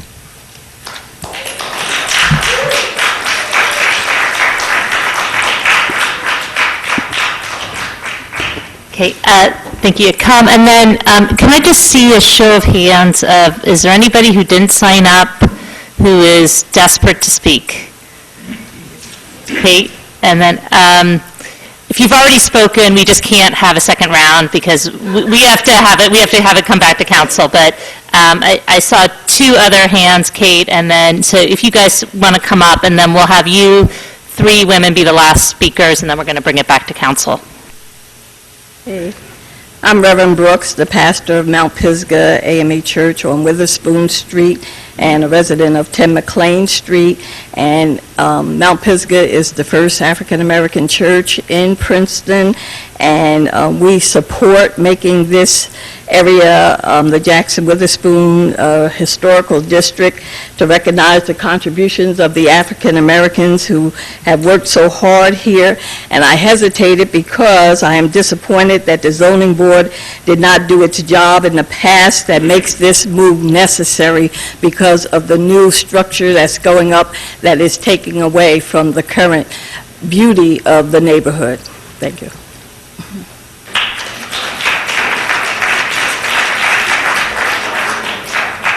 Kate Warren, Jefferson Road, and I will keep it short.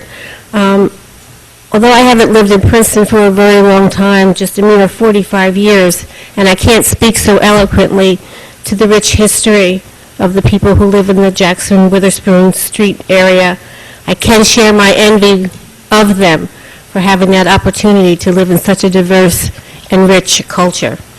I first learned of the community when I first met my husband in 1969.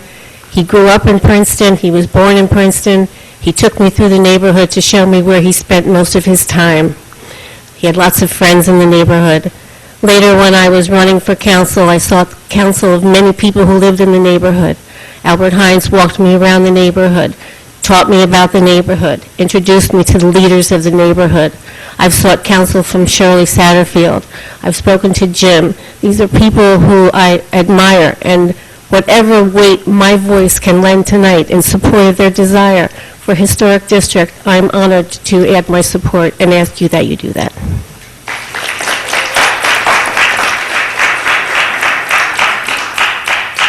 My name is Barbara Williams. I teach at Westminster Conservatory. I have lived in Princeton since 1995, although at the moment I live on the northern edge, just over the line, because I can't afford to live in Princeton. And I'd like to speak in favor of this historic district. But I just want to say from the heart that I am in total awe of the courage, the history, the intellect, the ability, the strength of spirit of the African Americans that I've come to know here, and who have and so many others who have spoken so beautifully tonight. I grew up in Washington, D.C., and I had the great privilege of going to school in the 60s in an integrated school, and my finest teachers were African Americans. And I feel that, the degree of education, the degree of achievement, and all that I was given, and then when we moved to Princeton and I had children in high school, starting with Shirley Satterfield as a counselor there, who, she represents to me what so many here have given while trying to survive themselves and to bring up their own children and community. They also unselfishly and lovingly and equally served our interests as well, the white families and others in the community. And I think that's been the history of our African Americans. And so when we vote for this, let it not be where we stop. It could be a token. What's really needed is to search our souls and think, if these were our own mothers and fathers, our own sisters and brothers, our own nieces and nephews, our own children, what would we want to do in Princeton to make the success and the freedom to be all they can be? What would we need to do in this community to perpetuate that and multiply it? Thank you. Thank you. I want to thank everybody who participated tonight, and first you win the award for still sticking around. And we're going to bring it back up now to council. I know Mr. Simon maybe has some questions from earlier, and then I'd like to see where everybody stands. Mr. Sola had presented some issues that we need to see if there's consensus on those particular issues and the more general issue of how we want to move forward. So, Mr. Simon, do you want to start if you still have any questions? I also wrote down some questions that we heard from the public that I want to make sure we address too. Why don't we start with Mr. Simon? Sure. One question I have is, just in terms of preparing for tonight, has anybody on the staff already reached out to the Housing Authority? And could you actually point on the map to their properties, just so we know where they're at?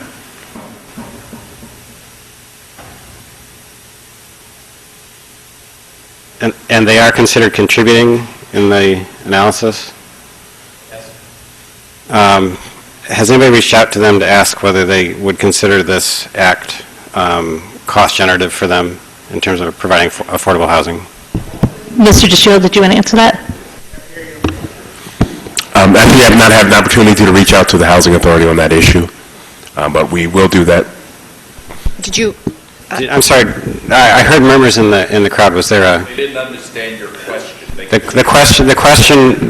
repeat the question, which was, has anybody reached out to the Housing Authority to ask whether they would consider this, if they were included in the historic district, as cost generative?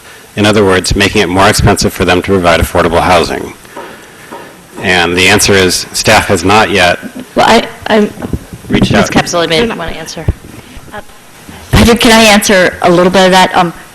I don't know if we have spoken with them, but I just wanted you to know that because that's a government-owned property, even though they're in, for historic reasons, considered part of the district, they would only be given, we don't really have jurisdiction over them because it's called a Section 106 review, so we would be able to give a report and make recommendations, but basically any government entity can do whatever it wants, whether it's an historic district or not. And thank you for clarifying that. Is that local, state, and federal, or is how? Yeah. All right. And so does that mean that there is no delay or cost increase at all to them, or do they still have to go through the application process and the time required for that? They might have to go to the State Historic Preservation Office, but I don't know, because I'm not sure, it's a HUD property? You're getting nods from, so I assume that's true. But you have to use a microphone. Robert Gonzalez, I'm a member of the Historic Preservation Commission. And basically, they do not fall under local jurisdiction. And unless they were actually on the National Register, if the district were in the National Register, then it would have to go under a 106 review. However, it's not on the National Register. It's only eligible for the National Register. So actually, the Housing Authority would not have to deal with any of these issues. It is, however, really very much part of the district. And it's part of the history of the district. And being sort of a hole in the donut, it's really important to preserve that as part of the district. But in terms of its effect on the operations of the Housing Authority and what it can do in the future, really has no effect unless it becomes a National Register district, which is not proposed at this time. All right. I saw a look from Mr. Solo that said you are not entirely sure and maybe want to research that. Is that a correct interpretation? If nothing else, I think we owe a courtesy to the Housing Authority to call them and let them know. I think there is some level of review. We review them when they come in for various changes to some of their existing properties under our existing zoning. A historic district is an overlay of that, so I think there's going to be some review. They may not be required to comply, but there's going to be something. Okay. I think I'd like an answer to that as part of our process going forward, is to make that as crystal clear as possible and make sure that communication with them has occurred. The next question I have is, if we move forward with designation, what are the options going forward if residents and/or the council wants changes? So either in terms of the type or imposing different guidelines or the possibility of de-designation. And I simply ask this because in doing the research to try to prepare for this work session, understanding what happens in other parts of the country, that's actually one of the topics that has come up. So I'd like to understand how both local ordinance and state law would apply with respect to potential for changes and/or de-designation? I guess. The best way to answer that, this will be part of our zoning code. So any changes would go through the same process as adoption. And as you know, it takes time, but you can amend, modify, change the standards, the district, the boundaries, anytime you so choose, for good reason. So it's just like any other provision in the zoning ordinance. Thank you. I wanted to follow up with some of the questions that were posed by the members of the public. And I'd asked my colleagues if they were taking notes. I try to take careful notes, but just to make sure I capture everything. So one of the questions was, is there a process to question whether a property that's been designated as contributing, to question whether it's a contributing property or a non-contributing property? Wait, I'm sorry, I don't quite understand the question. Well, I think so if someone was asking if their property was labeled as contributing, is there a process to challenge that if they think their property is non-contributing? Or does it make a difference? Maybe is there a difference in process? I don't really think there's a difference in process. I mean, the guidelines that we have in the ordinance are quite extensive. So criteria that's applicable to all preservation plan applications is this whatever change appropriate and compatible with the existing structures and landscape of the historic preservation district? Would this adversely affect the ambience, character, and appearance of the historic preservation district and the relationships among the structures and between the structures and public ways in the district? Would this adversely affect the exterior architectural features and the setting of the structure? Is it consistent with the neighborhood character? And then additionally, there's the criteria applicable to new structures.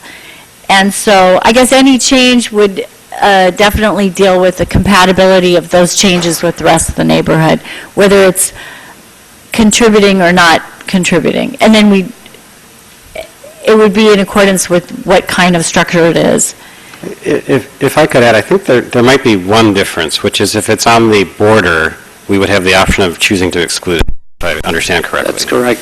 If it's on the border, or if there become a number of contributing that somebody would say they're non-contributing, it may lead you to modify the map for the historic district. But otherwise, I believe as an application process, whether they're key, contributing, or non-contributing, they're all treated the same. The standards of review may vary a little bit under our guidelines, but they would all have to come in for an application.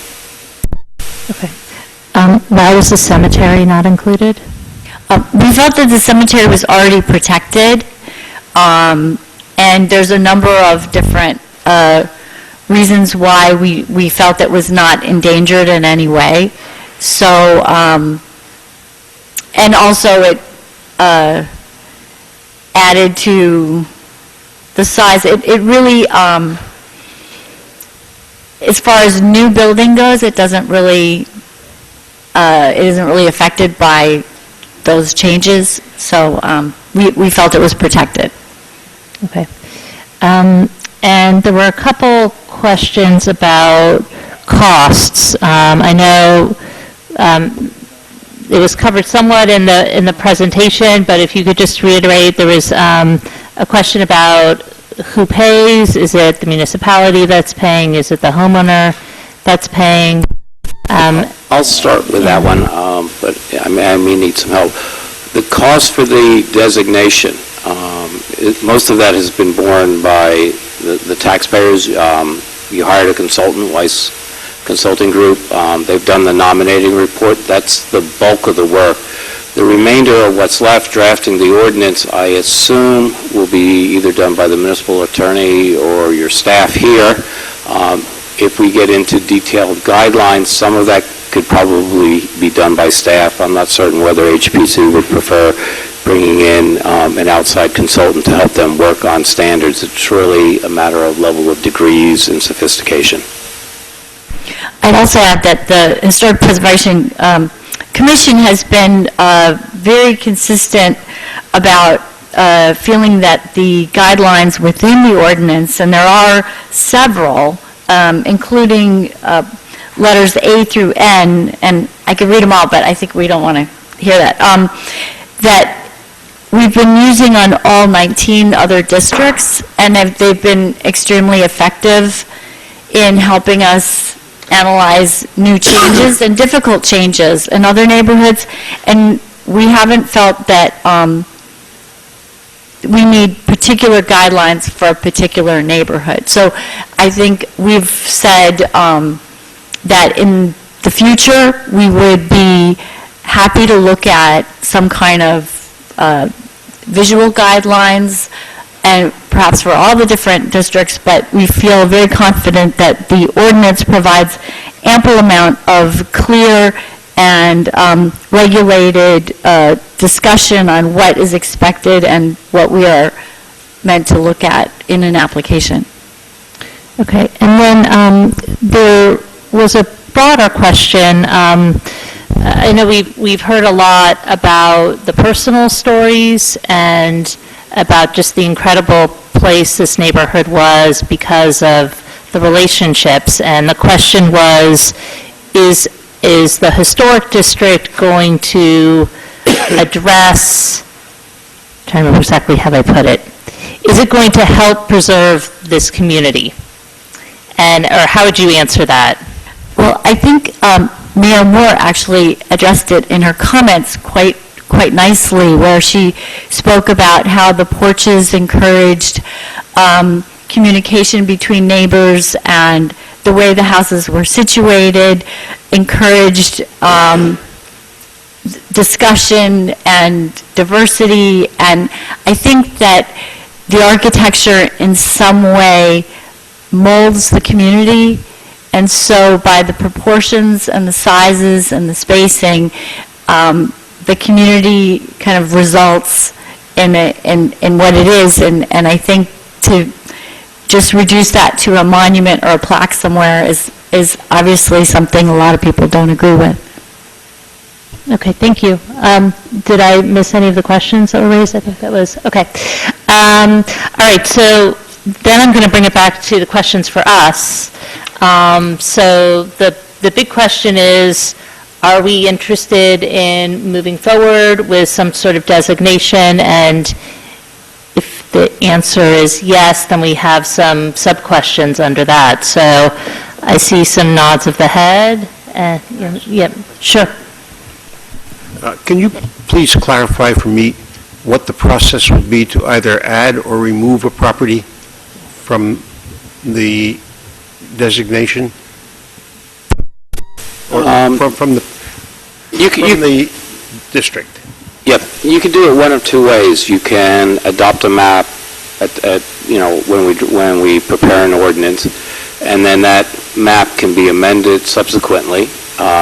We can discuss tonight, or if you want to specifically address the areas. I think we had a couple of requests tonight to have properties removed, but it's just simply a matter of really drawing the line where you want, so that if you wanted to remove the buildings that Mr. Kilgore mentioned, you could say take, I forget what it was, 290, 292, 294 Witherspoon off the map, and we would adjust the map when we introduce an ordinance to exclude them.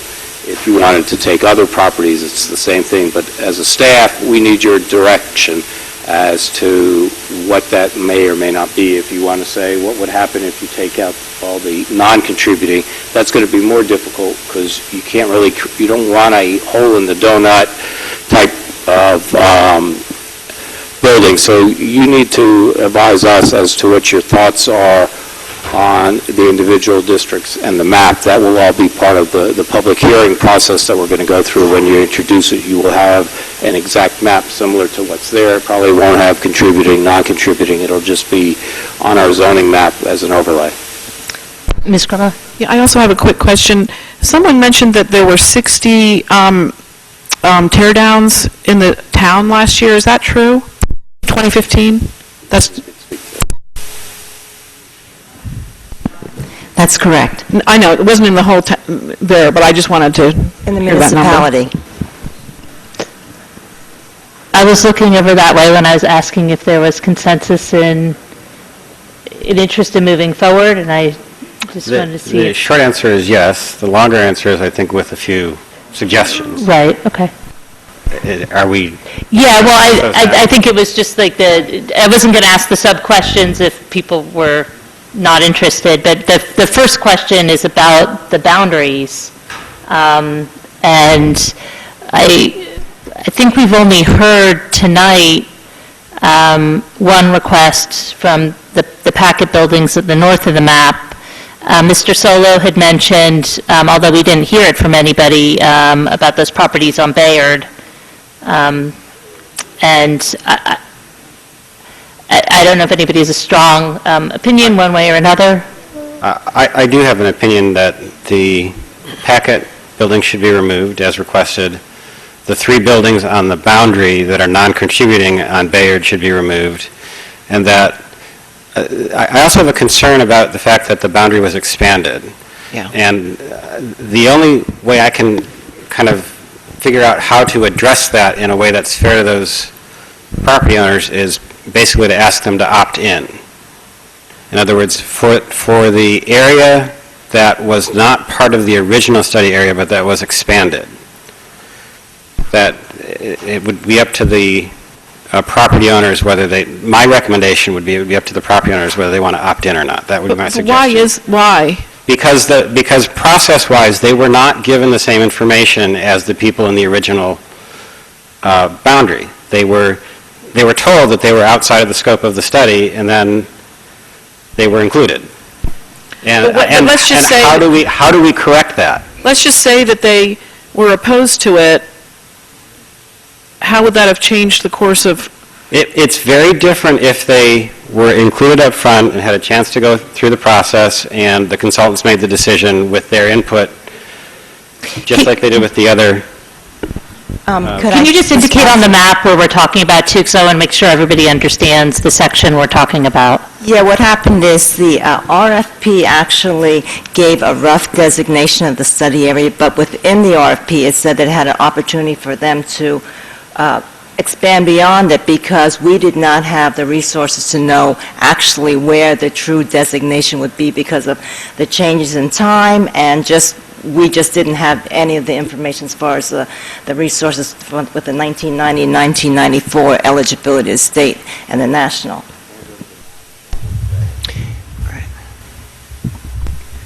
So the original study area was on one side of Birch, and it did not include the east side of Witherspoon Street. And it also did, it doesn't show here, but the consultant also had included 2 properties on the opposite side of Paul Robeson. So according to their study, they expanded the area that they had included as part of their recommended designation. And just to confirm, the HPC voted to remove the 2 below Paul Robeson, is that correct? That's correct. But, I'm sorry, Elizabeth, were they in the original study or they were part of the expansion by the consultant? On the other side of Paul Robeson? Yeah. That was expansion. Ms. Howard?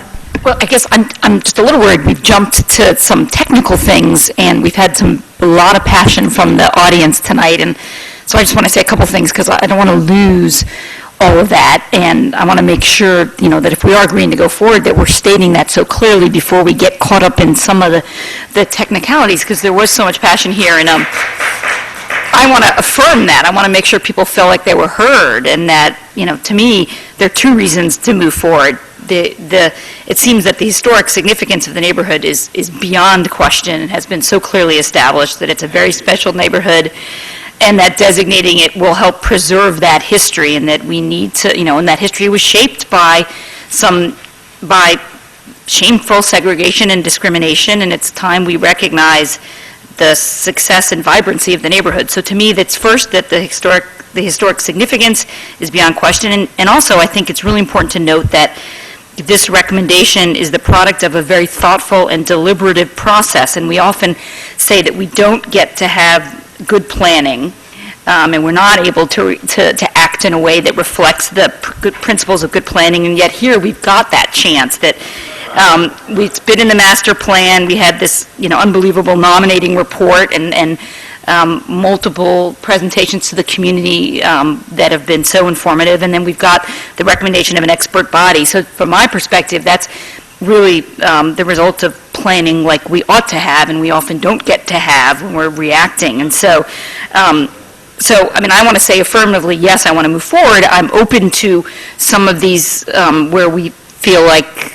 the process has, there's been disagreements in the process, and maybe we want to take out a few properties because we've heard some compelling arguments. But before we jump into that, I want to start with the affirmative, which is that I'm ready to move forward, and this has been a great process.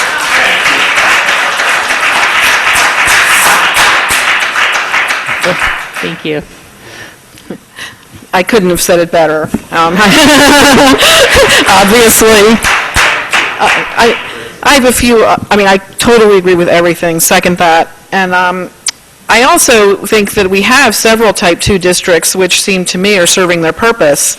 Technically, they preserve the architectural history for the same reasons historic districts exist across the country. But to me, what's important is that they preserve the sense of place. I support the same preservation for the Witherspoon-Jackson neighborhood, both to preserve the architectural history and the story it tells, which, as Heather has said so eloquently, and for the sense of place that, in my view, has value that may be intangible but is significant.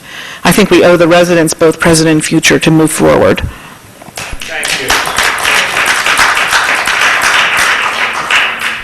At the start of this process, I set down 3 criteria that I would use to decide whether I would recommend this move forward. First was the people who lived there. Certainly there were a lot of prominent people that lived there, locally prominent, nationally prominent, but just as important, there were a lot of people who lived there whose name we will never know and who made great contributions to our community. So from the standpoint of the people, the answer is affirmative. From the standpoint of the architecture, when I drive through the community or walk through the Witherspoon-Jackson neighborhood, I know that I'm not in Riverside. I know that I'm not in Littlebrook. I know that I'm not on Nassau Street. I know that I'm in a neighborhood that is unique from the standpoint of the architecture. The porches, and they define the community. And the third was the culture aspect of the community.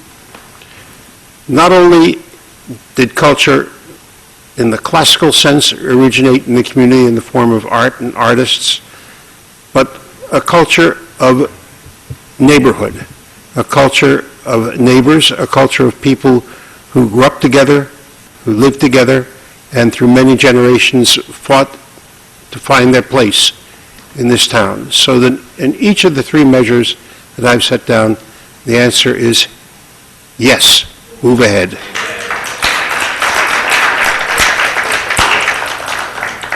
Thank you. Do you want to say, are we going online? Do you want to Go say ahead. something? Okay. I, too, would like to add my support for moving ahead with considering a historic district. I'd also like, I guess, 3 hours tonight and maybe 4 hours the other night when the historic district had their meeting. I think maybe that night we heard even more stories that night than we have tonight. We've heard a lot of support for the historic district.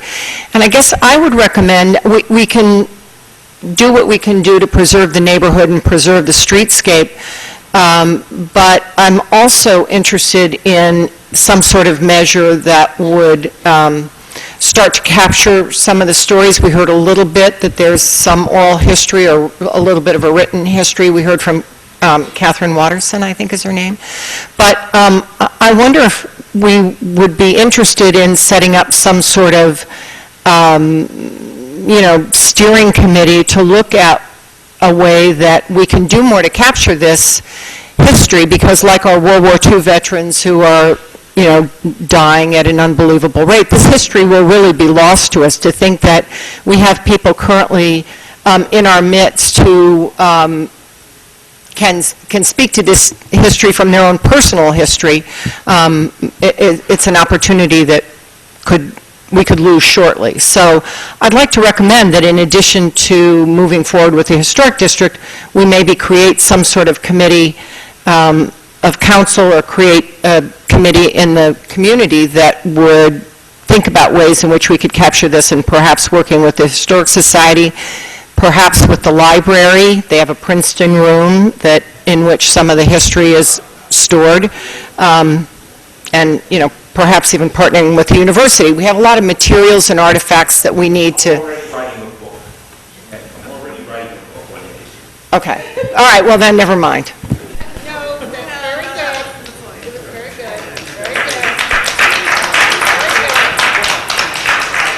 Councilwoman Butler, you're making a great suggestion.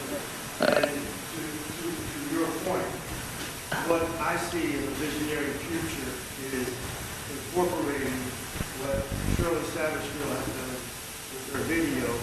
And wouldn't it be fantastic for the same problem that rides up and down Nassau Street, that visit past Einstein's house, to come down Witherspoon, through Paul Robeson Place, around the Baptist Church, take the right on Quarry, the right on Green, the left on Quarry, the right on McLean, the left on Lane, the right on Clay, the left on Green, and the right on Birch Street.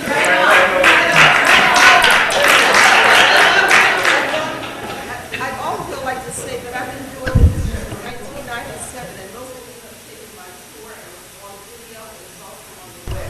So we've been doing this for a long time. May I just say one thing? I can't say no to you. I can't hear you if you're not... Oh, wait. Can't hear me? No. Maybe could somebody bring the mic back to? Somebody want to get this question? Stand still, and the mic is coming. Thank you so much. It really does show that you all know very little about the history. We just appointed a new director of our library. Do you know what the library one time archived the history? Were you aware of that? Were you? Why not put it back there then? If you want someplace to archive it, and I'll be the first one to volunteer History. And so does Princeton University. to work with that committee. And I agree with Councilperson Howard. Get on with it, folks. You didn't go through all this gingerbread with the other historical designations. And I can imagine, we're talking about doing something with a park. I don't know what it is, but it's all pretty placards and colored, pardon my expression, colored paper out there for it. Let's get on with this, for God's sakes. I can give you the history of Clay Street. If the finance guy wants to hear, I'll tell him. You ever hear of HUD? You ever hear of displacing those who are most vulnerable? That's what happened. I'll be delighted, Mayor, to serve on any committee you see fit. Just don't meet more than once a week. Thank you. Okay, thank you. I will join my colleagues and the vast majority of people who spoke to us who said we should move forward. I heard actually many goals, but I'll just boil them down to two. One is to preserve the sense of history of the neighborhood. The other is to make the housing more affordable. I think the first goal, people are investing in the historic designation, this sense that recognition of the history of the people, and the buildings themselves won't do that, as Councilman Butler has already said, and as Mr. Floyd said, and Ms. Satterfield. We have to tell the stories. We have to record the stories. We have to keep the stories alive. It's not, the buildings themselves are not the stories. As far as creating and encouraging affordable housing compared to what we have now. That's absolutely what we're going to be doing. The zoning that's in place in that neighborhood makes it look like it's zoned for redevelopment, makes it look like it's zoned for McMansions. The zoning that's in place there is not the right zoning for that neighborhood. Most of the buildings don't fit. If our goal was solely to keep it affordable and we weren't tying up the history, we could conceivably fix the zoning. It's actually not that terribly difficult. It does take a will to do, but we could do it.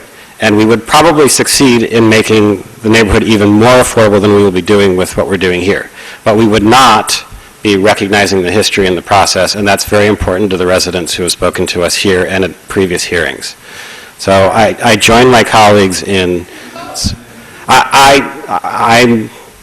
I understand you can do both, and I said up front, we are going to be absolutely making it more affordable than the current zoning would encourage over time. I think we could do even better, but frankly, and here's why. The one speaker who spoke against, who said this is going to add to my maintenance costs, is telling the truth. There is no way you can look at this and say, I'm adding another review process, and not recognize that that isn't going to add to maintenance costs. And that is going to have an effect on increasing rent marginally. It will not be the same as doing so if we had McMansions. But if our only goal, or if our primary goal, was affordable housing, and we put that above recognizing the history of the neighborhood, then we would go with a slightly different route. We would fix the zoning, and we would fix it to make it, to encourage affordable building in that neighborhood. We're doing something that is in between. We are fixing making it a historic designation puts an overlay and a sense of control that the new construction has to fit the neighborhood, which frankly people have clearly communicated has not been the case recently in terms of what their perception. And basically we've heard from quite a number of people. One of the things I said to the HPC in my role as liaison is that the last two proposals for historic designations failed because you failed to get the support of the community. Here, the community came out in force in favor of it. The residents and the property owners, by and large, came out in favor of it. I don't know if my colleagues would agree with this or not, but I think the fairness to the residents, the disagreement between the HPC and the consultants about guidelines is a red flag for me. It's basically saying that there's as I'm hearing it, there's basically a warning that there could be arbitrariness in the process if we don't institute guidelines. So I would encourage that basically because if you look at the neighborhood, there are so many different styles. The question is, well, what style are we going to enforce? And I'll just leave it at that. Okay, thank you. I wanted to thank Councilwoman Howard for encouraging us to take a step back because this is a momentous decision, and it's important to go on the record, and I support the rest of council. I'm glad that we're going to be supporting this and moving forward. And, you know, we've heard tonight and at previous meetings compelling stories, and I think one of the things I've learned through this process is how much the buildings themselves help to tell that story. And what's the expression, like if these walls could talk? But it's, you know, sometimes you get the feel of a place just by being there, even if you don't know the particular stories. And I agree that we need to do both, but there's something just preserving the buildings and the streetscape and the community so that people can go back and feel like it's home or have their grandchildren be in a place that they would recognize as being home. So I'm glad we're taking this step. All right, it is, thank you. It is late, and so I feel like we do need to give staff some direction, but I also want to ask council if we want to try to do that tonight, if we want to do it at a subsequent meeting. There were three. What are the questions? So there are three issues. So one is the boundaries. The other was whether we wanted to do the type 2 district. And then the third was, do we want to use the existing framework for the guidelines, or do we want to have new guidelines? So those were the three questions. I think there's clarity on a number 2, type 2 district, and I didn't hear anyone advocating anything differently. I personally don't think we need to do anything. I think we need to keep the existing framework for guidelines. I don't know why. I haven't been convinced why we would treat this differently, and my fear that is going to lead to delay. Mayor, our consultant would like to just speak to that also, Okay. Mayor, also if I can make a suggestion, it may be worthwhile, since we're late in the hour, that you allow staff to come back and to give you some more details and options and alternatives based on what we've heard tonight in terms of what are the different options in some more detail. That Okay, may and be then helpful the in other- making that decision. The other question I had was, if we have an ordinance introduction with a map, and then can we make changes to the map introduction if there's Yes. people who, okay. You can. So that's the It's- other thing, is maybe we wait to make a final determination on the map until introduction. Okay. I was just going to clarify, because Mr. Simon had said we were in disagreement. I don't think there's any disagreement regarding design guidelines.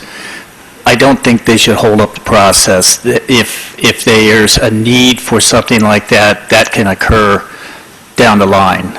In fact, many historic districts are often set up without specific design guidelines. I'm talking visual design guidelines, like photos and things like that. Certainly, the existing historic ordinance has, design guidelines in place through the type 2. So I want to clarify that.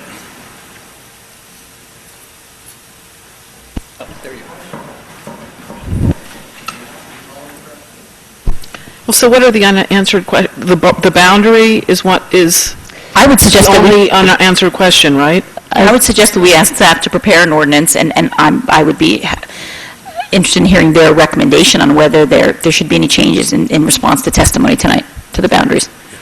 I agree with that. Right. But we're not going to, people should understand, people calling for us to do something tonight. The only thing we could do tonight is refer it to staff. So, just so that's clear. And that is going to happen. Ms. Capasoli? No. Hold on, I just want to hear Ms. Capasoli, and then, let's see. Just one other thing is, I believe it's part of the ordinance that we have to go to the planning board, and we have to confirm that our recommendation is in accordance with their master plan, which we feel very confident that it is, and that also has to happen as part of the ordinance process. Right, but the next step would be referring it back to staff and then having an ordinance introduction when it is ready to be introduced. Is that correct? Can Okay. I just ask my colleagues before we close off on this? The 3 non-contributing properties on Bayard, as well as the Packet buildings, is there any disagreement about not including those? No, I agree with that. All right, so it's the other boundary areas that we might have questions about, but those we would take out.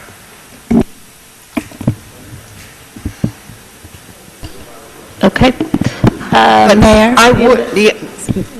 If anybody's looking, that the part of Witherspoon that wasn't in the original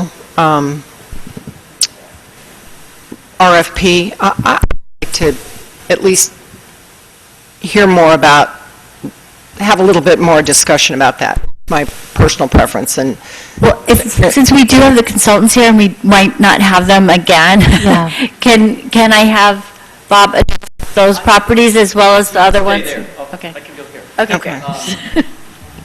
So the question is basically why we added the properties on the east side of Witherspoon Street.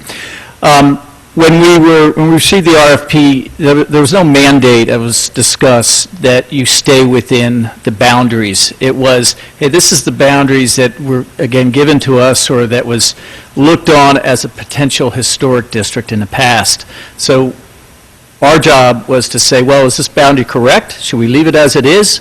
Or does the historic neighborhood, if you will, does it cross Birch Avenue? Does it cross into the east side of Witherspoon Street? And the answer to that was yes in both cases. You, I think, have read the report and seen the census data, and it's very clear in both the residents who live there and the age of the buildings that these buildings are very much a part of the Witherspoon-Jackson community, and that's why they're a part of the study.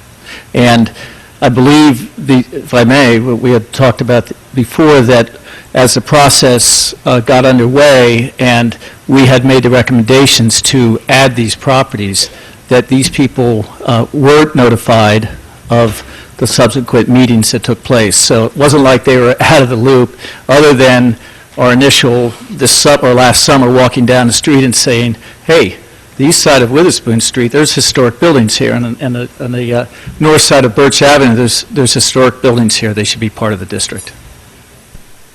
Yes, and also, once the consultant came back to the Historic Preservation Commission with this, their new geographic limits, and we were going to have the public meeting, we did include those neighbors which are included in the new district, in addition to 200 feet beyond that.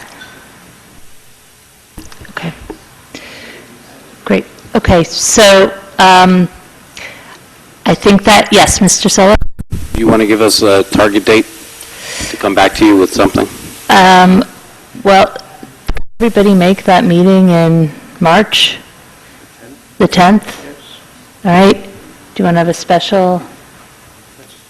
It's a Thursday night. I can't, I've got it. I'm waiting to hear from a client. I already put the date out Okay. as a... Okay, so as a tentative, why don't we plan for a tentative date of Thursday, March 10th for another special meeting, but that would be for an ordinance introduction. Or the nearest possible meeting after that everyone can attend. It's hard to sometimes get That's okay. council. We'll send out notice complete. again like we did for this meeting. Okay, terrific. Madam Mayor, Yes, Mr. Floyd. reasonably expected that we would hear your outcome tonight, and it will be sometime, say, you set a new date. May I just ask one, give me a bit of personal privilege? There's obviously some archival dealing with the Jugtown application for, can somebody direct me to that so I can look up all this gingerbread that you all asked me for tonight? Especially Councilperson is all of that stuff archived someplace as we dealt with Jugtown? I don't know when that became a historic district. Does anybody know what year that was? 1985 or 6, right? Yeah. Is there anything should we reference that at all? It just appears to me we're following a similar pattern of discrimination, separate and unequal. Yeah, I'm going to say it. Thank you. The thing I would say is that there seems to be a little bit of arbitrariness here. I would question that in terms of the packet properties. So to have you arbitrarily make a decision to take those off. Point of order. Yeah. Point of order. Don't do it. Just don't do it. Okay, so we're going, this is late, and I feel like we've just seen the map, and we're hearing from folks, and when we have the ordinance introduction, that's why I asked, we can still modify the map at the ordinance introduction. I know that, especially with those packet buildings, that was discussed at the Historic Preservation Commission meeting, and it was a very split vote there. They had a longer discussion about it than we have here, and I think we do need to consider it. It is late, and so I think we've decided as a council, we will try not to make big momentous decisions after the clock strikes 11. But we do want to move on with this and have a date when we can come back. So we're not doing it arbitrarily. Yes, Ms. Kapp, did you want to say something, Julie? Are you? Would you consider, given that there seems to be an extension of this process in time? Oh, there's no extension of the process at all. This was a work session of council, and it was noticed as there was no ordinance introduction tonight. So the next possible step was an ordinance introduction. That's the fastest we can move. But you mentioned there would be another work session. Can you technically? No, this is a work session. You're at the work session. The next meeting on this topic will be an ordinance introduction. No, we're going to have a special meeting because of the volume of people who want to speak. We can't do it as part of a regular council meeting because we won't be able to get any other business done that evening. So we will have a special meeting for an ordinance introduction, tentatively set for March 10th. Okay? But don't put it in pen because we still have to make sure the calendars work and that the ordinance is ready. Okay, thank you, everybody, for coming out this evening. I move we adjourn. I move we adjourn. Oh, and then, is there anybody here who would like to speak on an item that wasn't on the agenda? I move we adjourn. Second. Okay. All in favor? Aye.